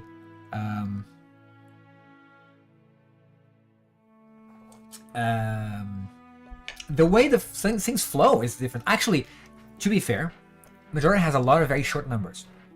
But technically, it is only different from an opera in the sense that I have several small numbers instead of considerable things with a lot of development. But, you know, you can go anywhere with that. Will the full thing be posted on YouTube? No. Are you crazy? I would like to put it on stage. I mean, if you ever get staged and you end up bootlegging something and putting on YouTube, I can't really stop you. I can try, but it won't be me probably. It will be Nintendo because it only goes ahead with Nintendo's permission. And this is the same as before. The plan has been the same since the beginning. Finish the opera. Pitch the project with a huge tome and the demos, new demos, like properly from the revisions, and hope for either. There's only 3 possibilities: funding and permissions. Permissions but no funding, so we have to get our funding, and no to both. If that's the case, the last case would be, well, opera goes in the drawer, and I go do something else. That's the basics of it, really. Does Link appear? Same answer, no. Because he doesn't sing, he doesn't talk. I don't want him to sing, I don't want him to talk. And he is just...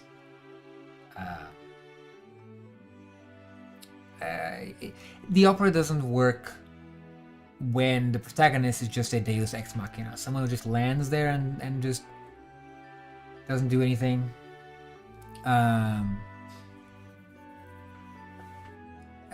Right, it's more like he doesn't have a I'm expressing myself wrongly. He doesn't have a connection to the world. There's very little emotional involvement unless we have to recap the whole thing about where he's coming from, why he's in Termina, which is also open to interpretation. So Link could dance, actually, Ty. I said Link don't even dance. That's the only thing I would accept him to do. As in, like, you know, dance to mimic combat, dance to mimic actions like that, yeah. It doesn't really work. So I picked Cafe because he is he's a character that has the biggest quest, and it's a very emotional situation. It's about the wedding and the moon falling and all those things. And so that is perfect for an opera. Like, you can explore a bunch of things, which means we had to develop Cafe's character. Which brings us actually to, well, I'll get to that. Hang on. Will Link's deeds be present? No. He's not there, period. It's centered around Cafe and his love? Absolutely. Am I replacing Link with Cafe? No. Cafe is not going to be the hero, saving Termina or whatever. That's not what he's doing. He needs his sun mask. He's not in a quest to save the world. End of story. That's still the same answer as it was. Will I show Ikana, and how will Cafe interact with it? Now there's new information there. Yes, Ikana's there, as it always has been. How will Cafe interact with it? He will get there because of Sakon. He will get there with Sakon. And the whole point is for him to get his mask back. And the mask, I can't do the hideout with a big boulder. I mean, I can, but I'm trying to synthesize a few things in terms of sets and what happens and themes in the opera. There's a lot of themes about death and loneliness, and I think that it is much more interesting if Sakon's hideout is under a grave, like a passageway, like you often have in Zelda, which means Dampe is involved. In fact, everybody in Ikana that is not the Ikanans, like the Old Kingdom, is involved. Dampe, Pamela's father, Sakon, and Cafe end up there related to that, and that's it. He's going to find his mask. I won't, and a Poe collector too. And I won't go into more details. I mean, you've probably seen a few things in the libretto stream or other, but I stopped close to King Egos. See you, Otaku. Thanks for dropping by.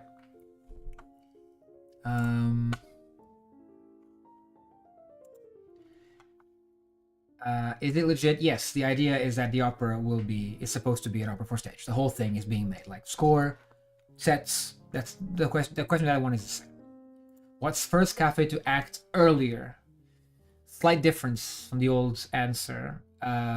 It's just that someone tells him that in fact, the person who is the curiosity shop man, no longer Cafe's friend, the character I modified, tells Cafe, "Oh yeah, I saw him. You know, he went over there. He went to the swamps." And Cafe leaves Clocktown early on the first day to the swamps. This person obviously is trying to throw Cafe off and, you know, have him fuck off, and so they can do whatever they want. And that's about it. Will Andrew and Cafe have multiple themes or a single one like Sankon? Which are those? That's interesting. That is a good question. And I need to shut the music down for a second because I can show you that. So the love theme, right? I forget the rest of the chords, but how's it go? Yeah. No, it's not B minor. Yeah, there you go. Right. It's G major. No. Oh my God. I'm writing an opera. It's G major? Forget the chords.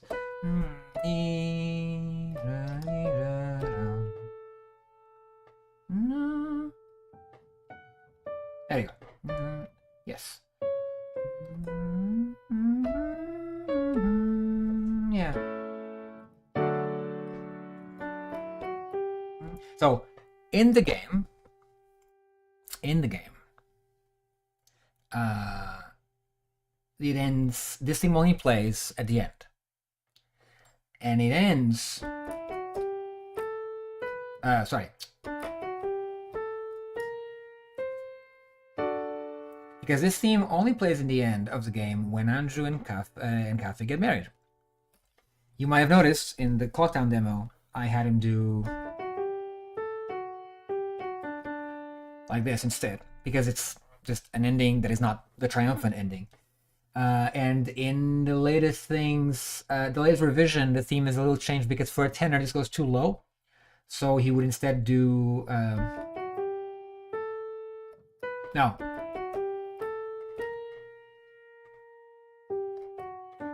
So he hits that high, he hits that B flat, a little bit nicer, and he doesn't linger too much in the low register because he would be singing in this lit register, and it's, in fact, I moved it to E, so it would in fact be yes,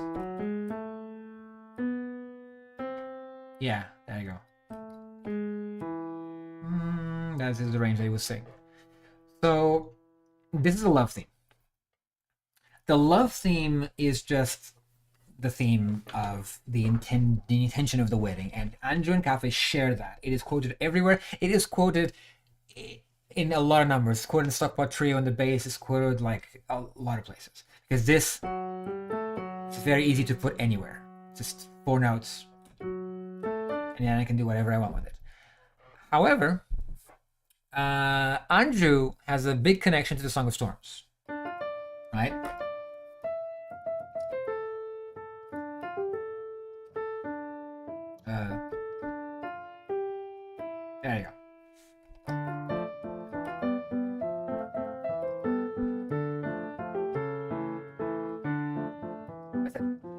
However, Song of Storms it gets connected to a bit more of a brewing problem and anxieties in town and everything else. So that works.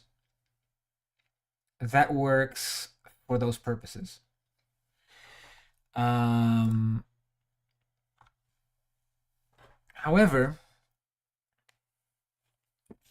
there is a theme of determination. This was before Undertale. Don't even start. Which works very well. The Clocktown theme, right?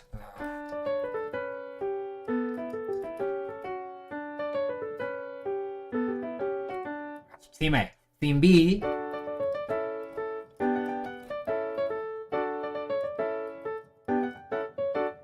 Theme C. This.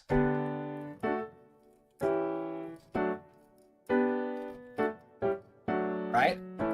So with theme C, here's anxiety. It's little uncertainty. It's not quite uncertain, but you can make it very easily. Oh, sorry. You can very easily do this. Whoops. What the hell am I?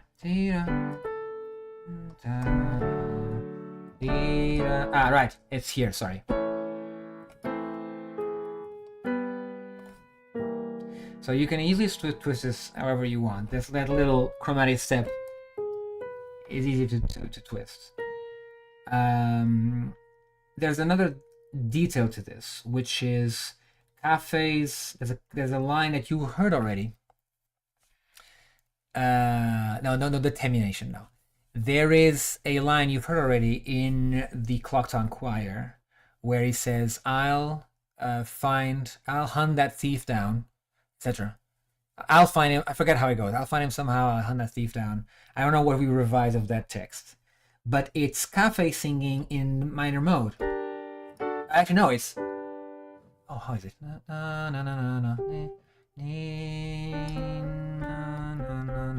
It's minor, yes.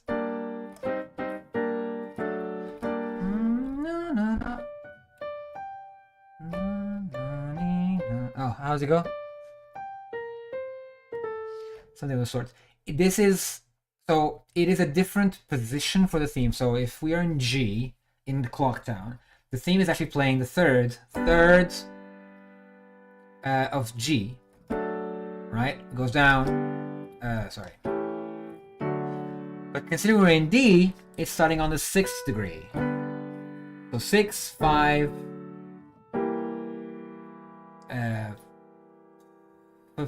4, 3. And not in chords, notes. 6th, 5th, 4th, 3rd.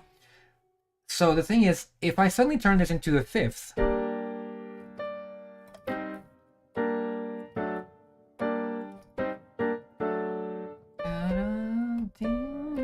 it becomes something different. And you can play with this differently. There is a set amount of times in the opera where this theme keeps popping up. And I noticed it works really well for Cafe's impetus to keep going. So because he is from town, I took the liberty to simply say, okay, town theme, let's use these things. Let's use different themes for different things. Theme A, right? Stability, right? Happiness. Carnival's coming. Theme B, everybody will come down, right? Everyone comes to Clocktown. So community, right? This one, come one, come all, right? Come one, come all, come celebrate the harvest. How does it go? Hang on, I'm gonna show you. How does it go? The lyrics are slightly new. It's the lyrics are.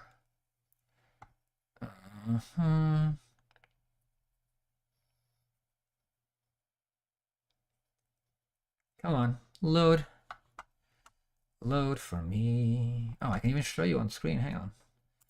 Clocktown Choir.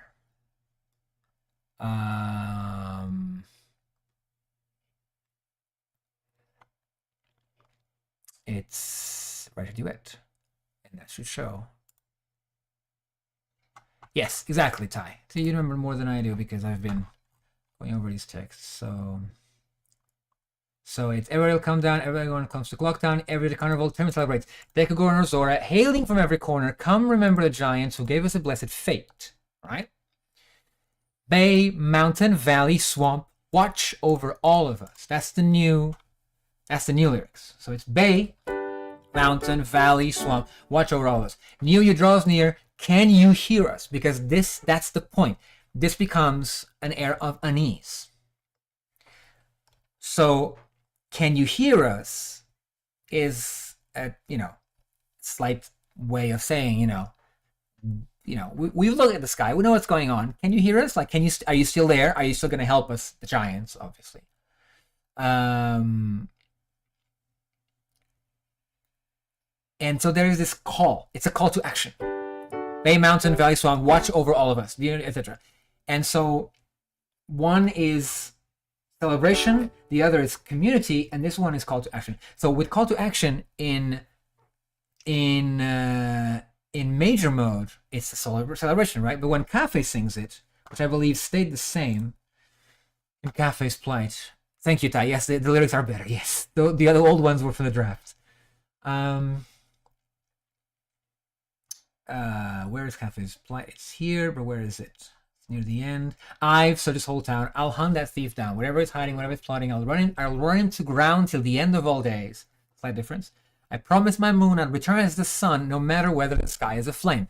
So these are the ones where Cafe sings, I searched this whole town. I've searched this whole town. I'll hunt. I'll hunt the sea. Oh, I forgot the theme. I'll hunt that. Yeah, I'll hunt. Jesus Christ. Sorry. I'll hunt that thief down. Yeah. So this becomes a distortion, right? It becomes. Let me lower the octave. Whoops. What's the key? It's not G minor. What's the key? It's D minor. I'm stupid. There you go. So Clocktown is in D major. Cafe starts is in D minor from the tonic, not from the fifth degree, not from the sixth. This is sixth, right? Here he starts in the tonic. So he goes.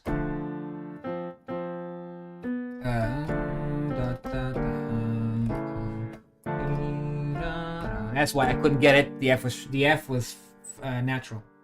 And he insists, right? That's what he does here. I search this whole time. Whatever is hiding, whatever is plotting, he insists. So he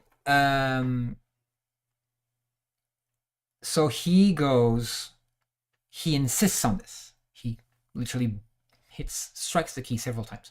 So this is what basically becomes a determination theme, and it becomes Cafe's theme because he becomes, as it goes, consumed by this theme, because I have to get the mask, I have to get the sun's mask, right? So and from there we get the answer to the question, which is there's actually 3 themes between Andrew. In fact, there's 4, because Andrew has another theme, which is the recollection, which I don't know how to play well. It's the reunion theme. Oh yeah, it's yeah.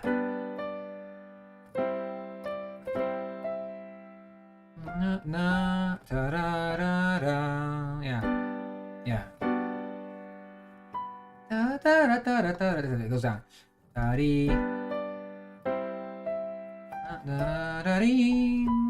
Etc. Yeah, and it goes.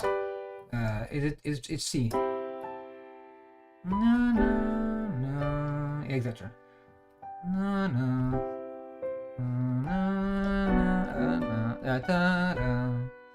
Beats. Too high. No. Na, na, na, na, na. It's not G. Something else. It's a fancy ninth chord. Doesn't matter. This is recollection. This is about their thing. And the thing is, this theme is actually shared between Anjou and the mayor. Because the mayor misses his son. And Anjou misses her fiancé. And they have a duet. It's the stockpot duo in Act 2. But they're not singing to each other. Anjou's on the top floor, the mayor's on the bottom floor. And they're singing about cafe because they miss it. So the answer is always like, people like to ascribe themes to characters. It's very rare that I ascribe a theme to a character. A theme usually pertains to something, and if the character is just that, then that's all he does. But whether the character is consumed by a theme or not depends on how much he is consumed by that particular characteristic. Sakon's theme is basically just his, because the man Sakon is defined by one thing: he's a thief, he's greedy, and he's a liar, and he's dishonest. So that entire theme is just that. And he also likes smoke and mirrors, which interestingly I will end up having to do an arrangement of the theme more like it sounds in the Curiosity Shop, because in Act 2 he needs to pull a few tricks. So yes, correct, Ty. That's what you said. Theme is more of a subject. That is 100% correct. Right. So, how old is Cafe in this opera? He's an adult. He's a young man, though. Like, I would say early 20s, if not 20. So he's what we call a tenor leggero, like a very high, light tenor. And he's not a child because, first of all, a main character, a child, forget it. I could make him be played by someone that makes it look like he's a child, like an adult, like Ravel. Ravel famously made a opera. In fact, I think it's his own opera, only opera, L'Enfant et les Sortilèges, the child and the spells, the sorceries, where the thing is everything is from the point of view of the child, so it's easy. The sets are huge. The character is actually a mezzo, I believe, and the singer, and so she interacts with everything around her, and that's a bit more of a thing where the entire world is defined by that. Not Harry Potter. We're talking about Harry Potter. Oh, the musical? There's a musical? Those, you can easily find people who are 20 to play someone who's 17. Like, Cafe was turned into a literal child. I don't want that at all. Instead, this brings us back to the character development, which is that Cafe is I have to develop Cafe as a character. I have to think about what he did and where he went and all those things, right? So what does that mean? It means that, oh, you're talking about Harry Potter the film. Yeah, but okay, Harry Potter, the child lead actors, that's fine. But one thing is a child lead actor, the other is a child lead singer, right? Who is going to be singing for 4 hours. Like, no, forget it. Absolutely not. Not only is that super hard, but also it's not main character material for an opera. Anyway, how old do I think Cafe is in this opera? Right. So he is a young man, and for those reasons, and then his relation with the world and everything else had to be developed. So how did he end up losing the mask, right?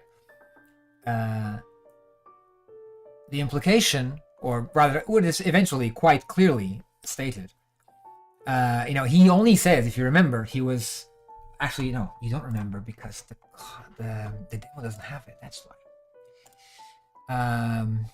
Multiple lead children shifts. Yes, of course, Leo.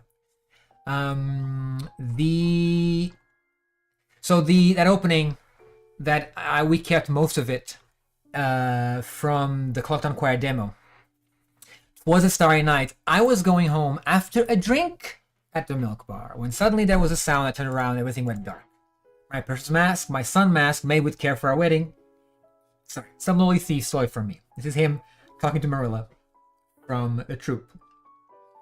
But there's already rumors about how Cafe is and what happens, because before this begins, right, there's a little back and forth, right? When she realizes who he is, and he asks him if it's true, you know, what people are rumoring about. And he says most of it. And she says, you had a mask? Yes. Made of gold? Yes. You took it to the bar? Yes. Where everyone knows who you are. Little Cheers reference. Yes. But nobody talks to you. And then he starts to disagree. Well, you bought drinks so they would. What does that say about him? Hey, you got drunk. Hang on. You lost your mask. Wait, you ran away. Wait, because you got cold feet. No. So at some point, something is actually false. But until then, some things may not be exactly as advertised, at least from what Cafe perceives of himself.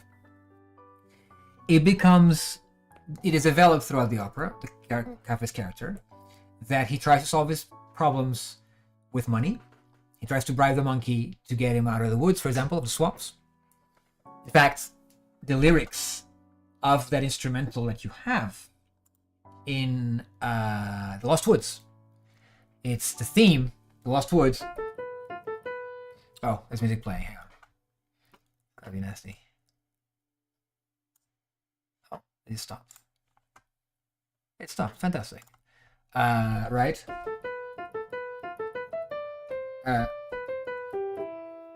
So the Lost Woods theme, it's fancy man, wealthy man, very important man, you who get your way with shiny things. You want out, help me out. You can buy my brother his freedom from the Draco King. So that is the monkey's interaction with Cafe. And the way this works is that I wanted to show, as I go, little details of Cafe's character, which start to become obvious as we go. He's the son of a mayor. He's an only child. He's privileged. Doesn't seem to have many friends. Especially because I deleted the only one he had, the Curiosity Shop Man, right? But still, even in the game, you hear the carpenters, they say ill of him because he left, right? There's people don't like the fact that he vanished. So you do start to wonder, considering that I deleted the character, I started developing Cafe in a way where his little flaws start showing. Privileged, only child.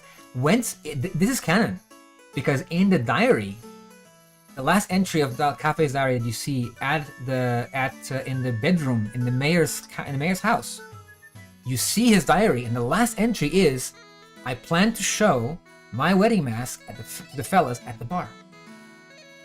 Now, the fellas is whatever Cafe interprets them to be relative to him. Right? So I chose to make the fellas not so much fellas, and I chose to make it then obvious how he lost the mask, because he went drinking with the mask, so he shows off something very expensive, very very special, made of pure gold, to a bar full of people. Probably buys them more rounds, so they keep, that's the value he has to them. He's the rich guy. He's the guy who buys the rounds. And what ends up happening is that he gets drunk, walks home alone, because, he's the guy who bought the drinks, but no one actually drinks with him. And maybe someone else was in the bar, someone like Sakon, or outside, and it was very easy. It's very easy to steal from someone who's completely pissed drunk, and falling to the side.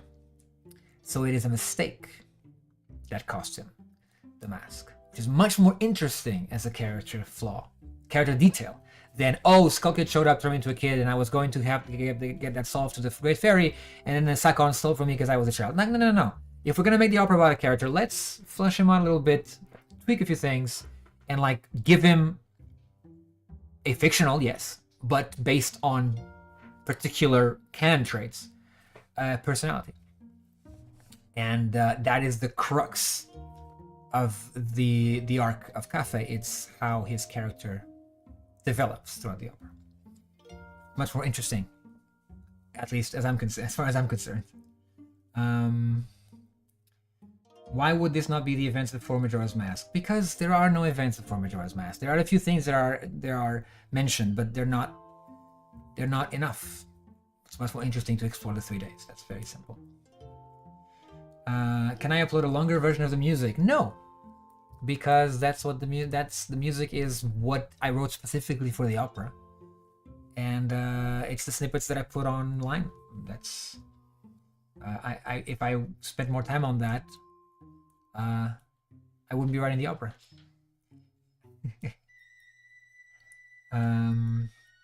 Will we see the postman write the letter to himself? I think the original answer was yes.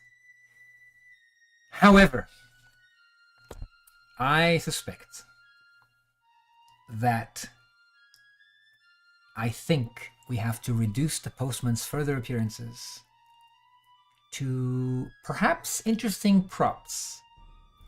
Perhaps leaving letters with the audience. That would be an extra thing, an extra little extra thing, with some perhaps details about the character or something like that. Because the way the opera is structured, I am not so sure that I am able to show the postman's drama such that he would be his neuroticism would be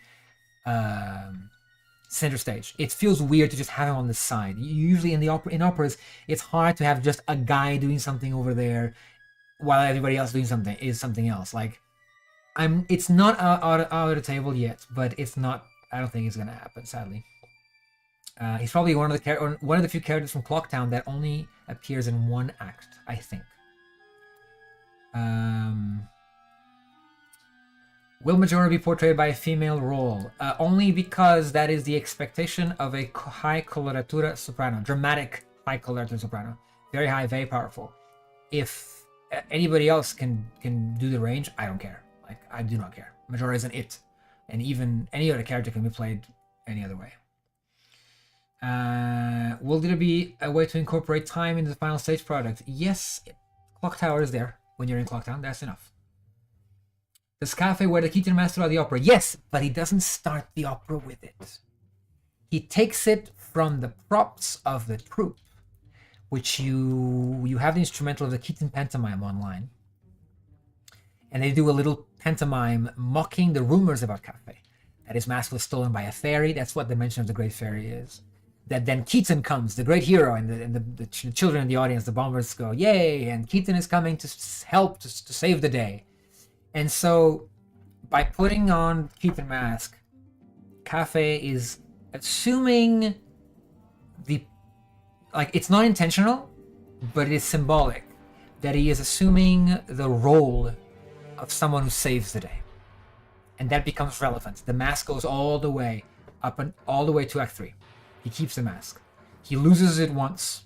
In fact, he gives it away once. He gets it back. And in Act 3, he actually gives it to someone else permanently as he seems to realize something, which I will not go into because it is a spoiler. That's about it for the Keaton mask, yes. Will Paddle and Tail be with Skull Kid? Yes, but they're not characters. They are lights. Very useful, actually. Little lights around him, part of his costume. 2 lights, which will be useful for when everything's dark and you need to see him, aside from the light of Majora's Mask itself. They are not characters. They're not relevant at all.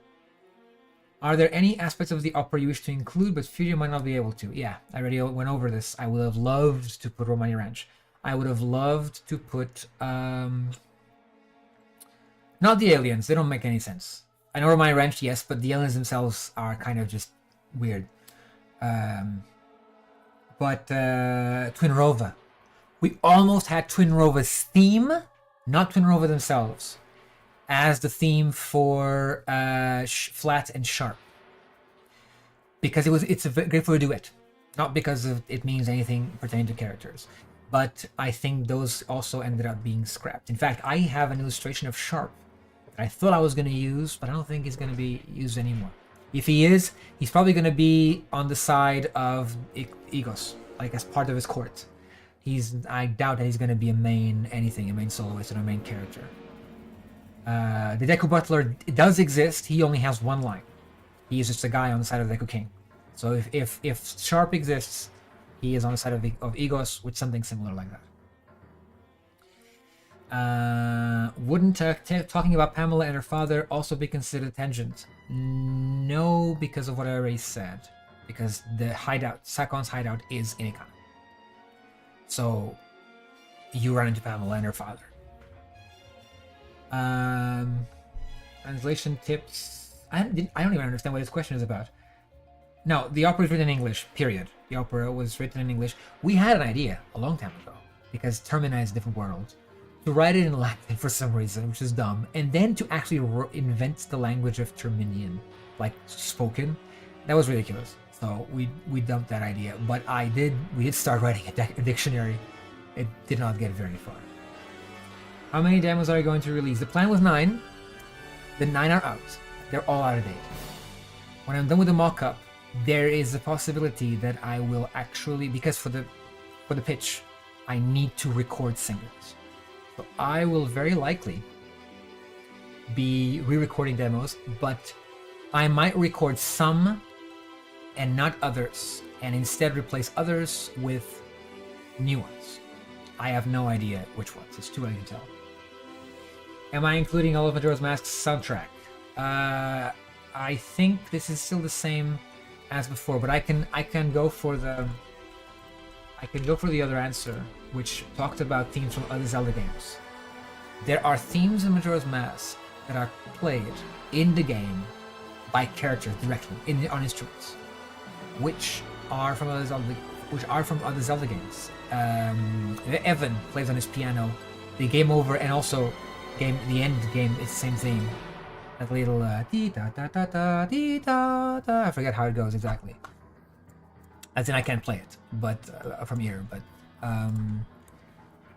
he plays that. That's in the opera. I believe the cave theme from Link to the Past, which the drummer Zora, I forget his name, plays in his drums. That might show up. I'm not sure, but it might show up. In Ikana only. And what was the other one? Da, da, da, da. I think it's the dungeon theme from Link to the Past. That one I'm not sure. Maybe. If either of those appear, they will be in Ikana. The remaining of the skipped ones are the ones people already know. There's no Primitive Field theme. There's no... what is it? Primitive Field? No Twinrova theme. No Ranch theme. I quote the shop theme very briefly when Cafe tries to bribe the monkey. But the theme itself does not appear in any other shape. There are themes that are quoted very briefly only, and they're not actually developed properly. But most of the themes show up, properly. I can't think of any others at the moment. There's others for sure. Let me see. Demos 4 and 6 were animated in Adobe After Effects. Will I be using the 3 variations of the Clock Town theme? Oh, my friend. There is an entire fugue. There is an entire fugue in Act 2 where the motif, the main motif, is, if I can write it, if I can play it properly,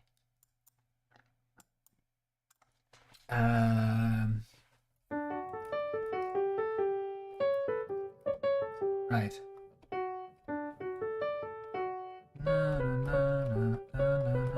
Oh shit. Yeah. So that this is the if you play it fast and not like an incompetent like I just did, it's the middle, it's the arpeggios that do the little ornaments for Clock Town.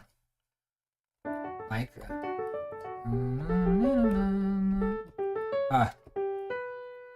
oh shit. Etc. The boys, and then he goes.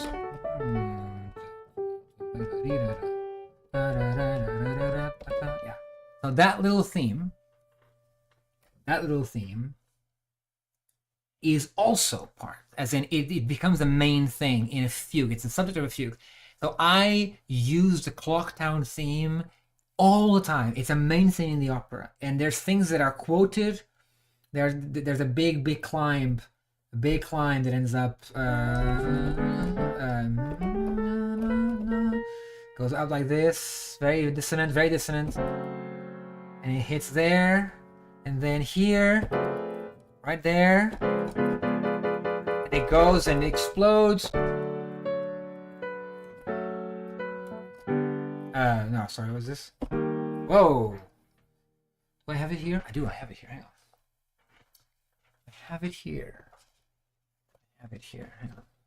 There are so many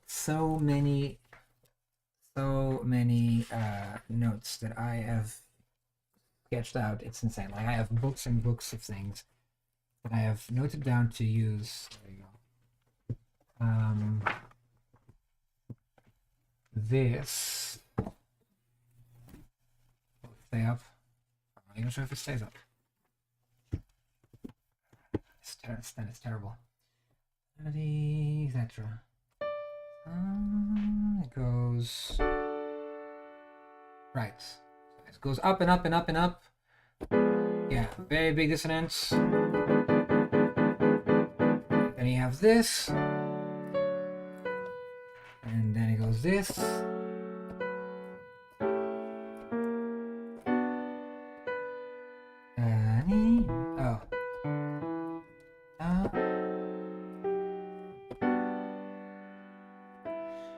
This is Clocktown. Right? I just played very slowly. And I added this. That's all I did. And then... Right?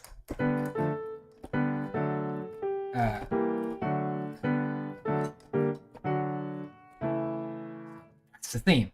Just... It's going a different direction. It's becoming a very different thing. And there's a very important theme in the opera, which is literally these notes. It's this descending thing. It doesn't start at the bottom. It starts from the top. It starts from the very top.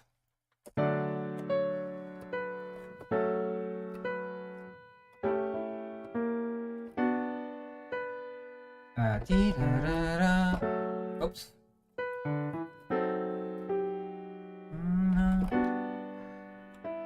This.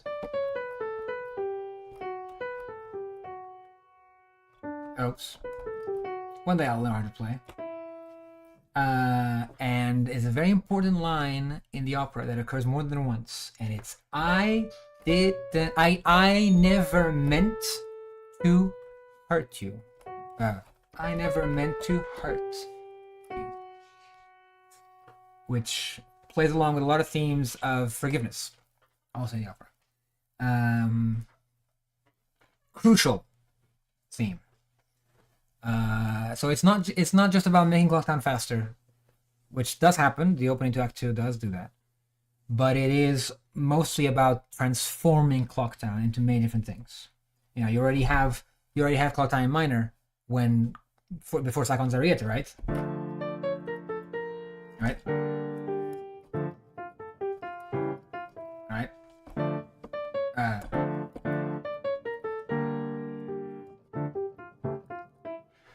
That's it. That's very simple. Like, you can do the different things. There's a huge fugue on every. There's a fugue on the middle arpeggios. There is a development of the theme.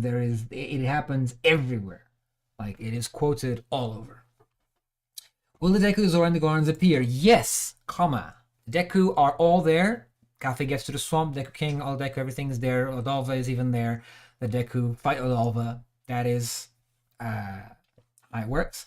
The Gorons, there are only 2, because Kafe cannot reach the village. You will see Darmani, and you will see the Goron ambassador, the visitor, what they call Link Goro in the game.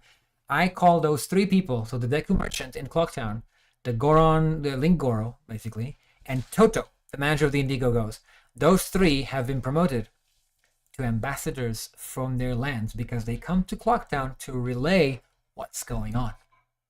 It's an important summit, an important council meeting where the Gorons say, the mountains freezing. We can't come to Carnival. Toto says the ocean is warming up. There's storms, and the pirates are in our way. We can't come to Carnival. The Deku merchant is a little bit stranger. He, despite the fact that things are not going very well, he insists on Carnival because he has things to sell. And there's a vote, and the vote. Oh, and there would be an ambassador from Ikana, but no one's come from Ikana for a long time. So the vote from Ikana is determined to be in favor of Carnival. There's a gridlock. The Deku merchant is pro and wants the Carnival to happen. The default position of Ikana by tradition has to be pro Carnival because it's tradition, because the giants, it's the religion of the Clock Town. And so we end up with Toto and Lingoro saying no, which means the assembly, the tie has to be broken by the mayor. That doesn't go very well. Will there be a scene with the moon children? No, but we get closer to the moon than you might think. There is something else going on, which I will not be explaining. Will I have Egos Ikana and Ikana Castle too? That's the new answer is Egos yes, Castle no. The armies of Egos are trying to topple Stone Tower. They are at the base. The castle is a waste of time because we need to focus on the tower rather than the castle. What does Cafe take away from his meeting with the giant? Hi.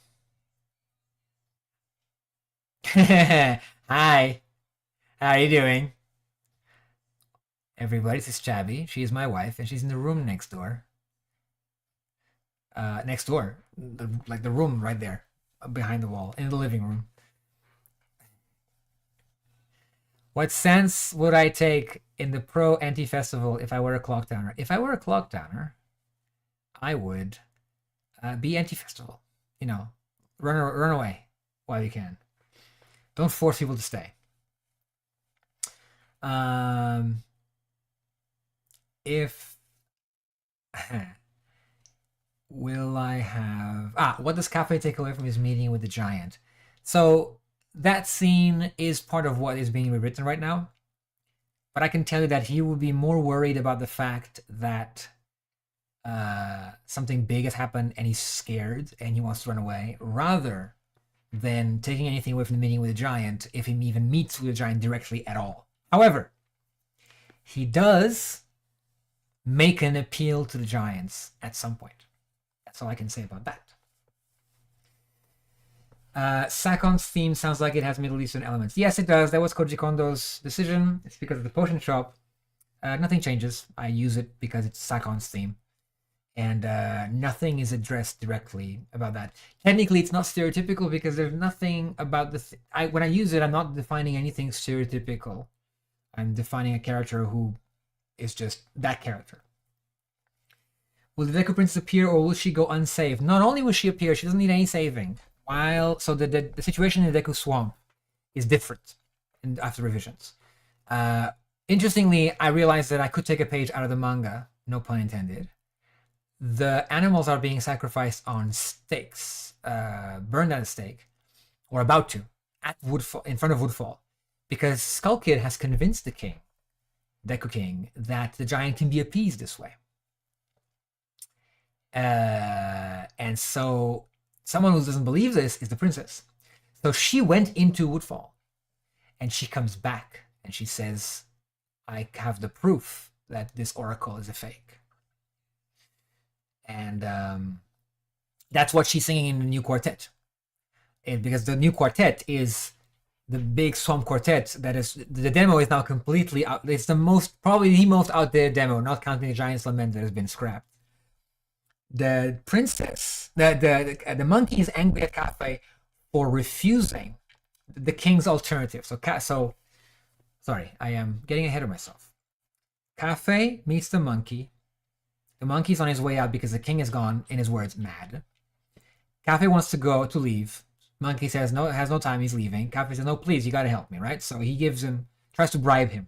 And the monkey then realizes, wait, you look all fancy, you're a man from town, right? The whole thing I mentioned before, fancy man. You who get your way with shiny things, right?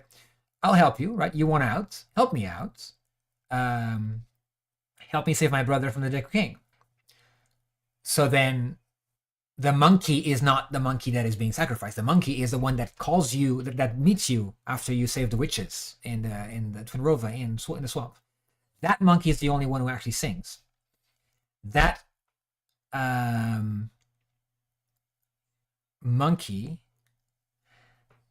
will... Oh my god, what happened to them? Oh, it is playing. I removed the volume of the music without mentioning anything. So sorry about that. That monkey is the one that gets Kafei to the Deku. So, you know, if you want to help me, follow me, do this for me, and then I'll lead you out of the woods, right? We get to the Deku, big sacrifice. That's why it's now called the Deku Sacrifice, and it's not at Deku Palace, it's from Deku Palace. With a bunch of other changes to the lyrics, which I can show, because they are fantastic. They're mostly the job of Liam. From Deku Palace, everyone's invited to come see a blessed sacrifice. Fed to the flames, the chattel of the king will barter with their blood a worthy price.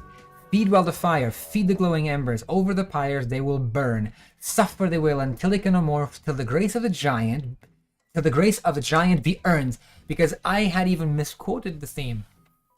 Right? It goes, just brought the music back, I gotta shut it down again. Right?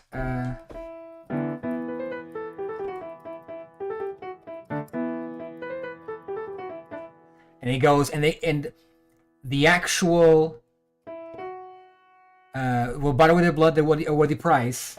Will barter with their blood a worthy price, right? But then it repeats, right? Right?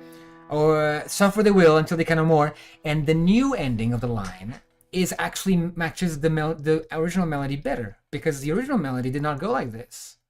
It went, rather in the demo, I repeated the same sort of melody I did, but in the game, the second time it does, right? Till the grace of the giant be earned. That's the new melody, which actually should have been there since the beginning. It's part of, that's what the theme actually does. So we adjust the lyrics and it fit perfectly till the grace of the giant be earned. And now the monkey who's being sacrificed no longer sings because it doesn't matter. So instead we have a back and forth between the king and, rather, it's the king and the choir imitating him. It's hear us, purify your wayward grove. Right? Don't leave us withering alone. Yes, exactly. Heed your millenary pact with the garden you grew. Garden you grew as your own. There you go. Heed your millenary pact with the garden you grew as your own. And immediately, we understand the position. We are given context. Hear us, who? Giants, because we spent. You're gonna know in a bit that the Skull Kid is telling the king that the giant is, can be a beast. So hear us, purify your wayward grove, don't leave us withering alone, heed your millenary pact with the god and you grow as your own. And it repeats the same thing. You say, Ty, no more boil till you die. No, it's burn till you die. Works the same. Now, set him alight. Burn, burn for the giant. Burn, burn, burn till you die. Same thing. It's the same thing. It works the same. Burn for the giant. Burn till you die.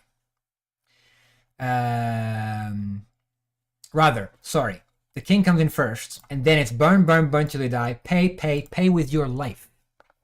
Important. And Kafei stops the whole thing. Or at least tries to. This to say that this is what leads to the quartet. So in the quartet, what happens is that, right before the quartet, in fact, Kafei tries to convince the king. Douse the fire, says the king, because the Kafei says there must be another way. You don't have to do this. I'm told there will be a wedding this year. Yes, Your Majesty. And then Skull Kid keeps whispering in the king's ear, and he says, the oracle said, and the king says, loyal subjects, the oracle says we have been enlightened. A holy wedding will appease the giant. So they can go, yes, there will be no slaughter. Thank you. In exchange, you will marry my daughter. is Skulkid finds it very funny, very amusing. There might be even a better motive for this. It depends on what happens in the scene that we're trying to fix. Precisely. The point is, it becomes a mess because then Cafe says no, and the monkey says yes, you're gonna marry her because if you don't marry her, my brother dies. And then they fight over that, and so it actually starts between the monkey and Cafe first, right? And then the princess comes in later to yell at her father, like, "What? You gave my hand to some stranger without asking me? Because your phony oracle told you so? Are you crazy?" So big fight, etc. And then the king imposes his will. Of course, they try to get the wedding to start. It doesn't, because a big roar comes out from Woodfall Temple.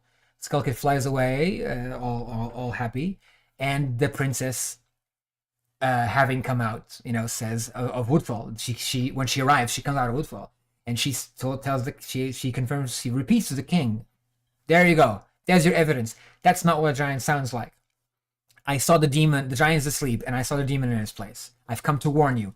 We had to leave. Now it's too late. We have to fight." So there's a fight, and the Deku fight Odolph. Odolph is slain. The giant is released. So from there, that's the bit we are still having a problem with, which is I've been stuck on 4 months. Not there exactly, but from a number before that, which gives context to this.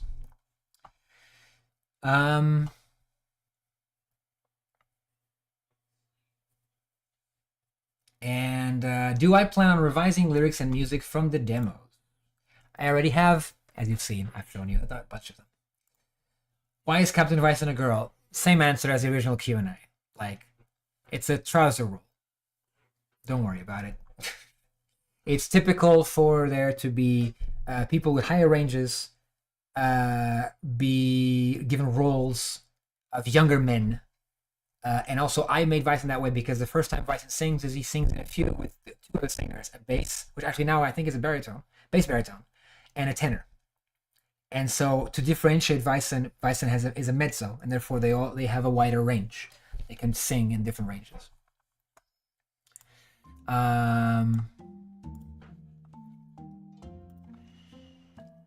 Sounds like Majora has a much more active role in this opera. Majora's Skulkid. No, they already had.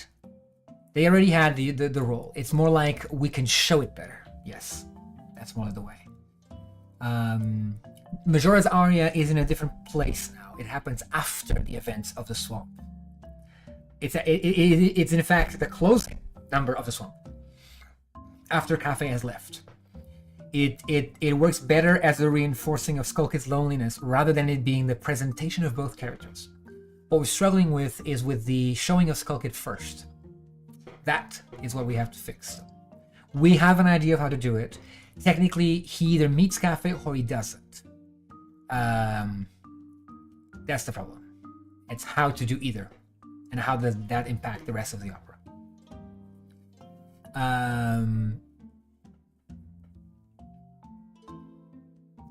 Do you have an idea of how old the person playing Skulkid would be, considering there would be a height difference? Doesn't matter. I mean, yes, try to get a short dancer and a tall singer, but it doesn't really matter as long as they can dance. They can even, in terms of posture, they can reinforce their shortness. Majora itself is the entity in the mask who slowly possesses Skulkid until he's just a puppet. Yes, I don't have to change that answer at all. The question is what I just said earlier. It's, do we show Skulkid first? Or do we show him rather, we will show Skulkid first because he has to have a conversation. He has to have this dialogue, angry dialogue with the giant. That has to happen. When the giant is released, Skulkid is incredibly angry. The question is the revelation, because people know the game, and the opera is not about Majora and Skulkid, so the confirmation that Majora is different from Skulkid happens after that. It is likely, from what we're doing right now, that the giant will be imprisoned again, because it is a way to show Skulkid's power. The giant would offer him forgiveness. Skulkid would refuse, and he would pull him down, and he would sink him into the swamp. That would be a perfect display of Majora's power, of Skulkid's power. It would frighten Cafe, it would have Cafe run away, and it would immediately relegate us to leaving Skullkid to seeing Skullkid alone. And at that point, you know, he might cry, he might be upset, he might be alone, lonely, and the thing that comes to comfort him is Majora. So instead of sleep tight for his child, it's don't cry for his child, along with a few other modifications that were already written. Though the other ones, yes. The one we have changed is sleep tight to don't cry. Because that's perfect. That immediately makes us understand what Skullkid is, and we don't need any more information beyond that. Will the Deku Butler's son be alive in his version? No. In fact, technically, he is the first character you see. The first thing that shows in the opera when this opera starts is the dead tree. You get perfect takes. Are there bloopers? There are bloopers. I've posted a few already. How many people are in the choir? In demos versus stage demos? I forget.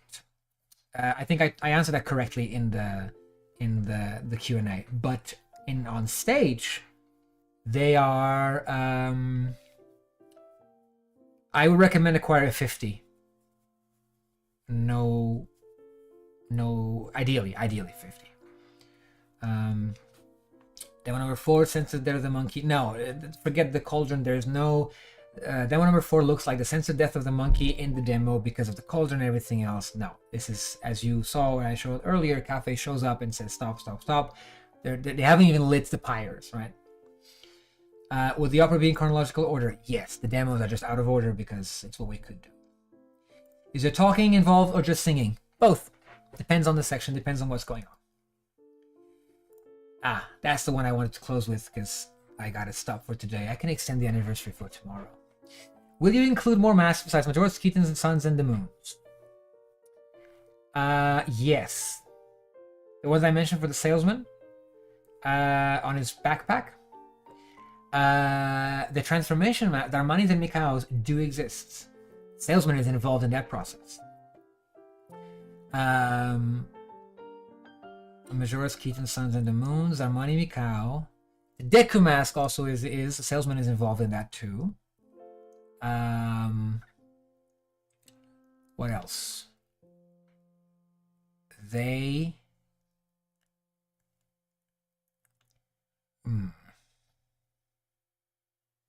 Oh, Cyclone is very likely going to be wearing the all-night mask.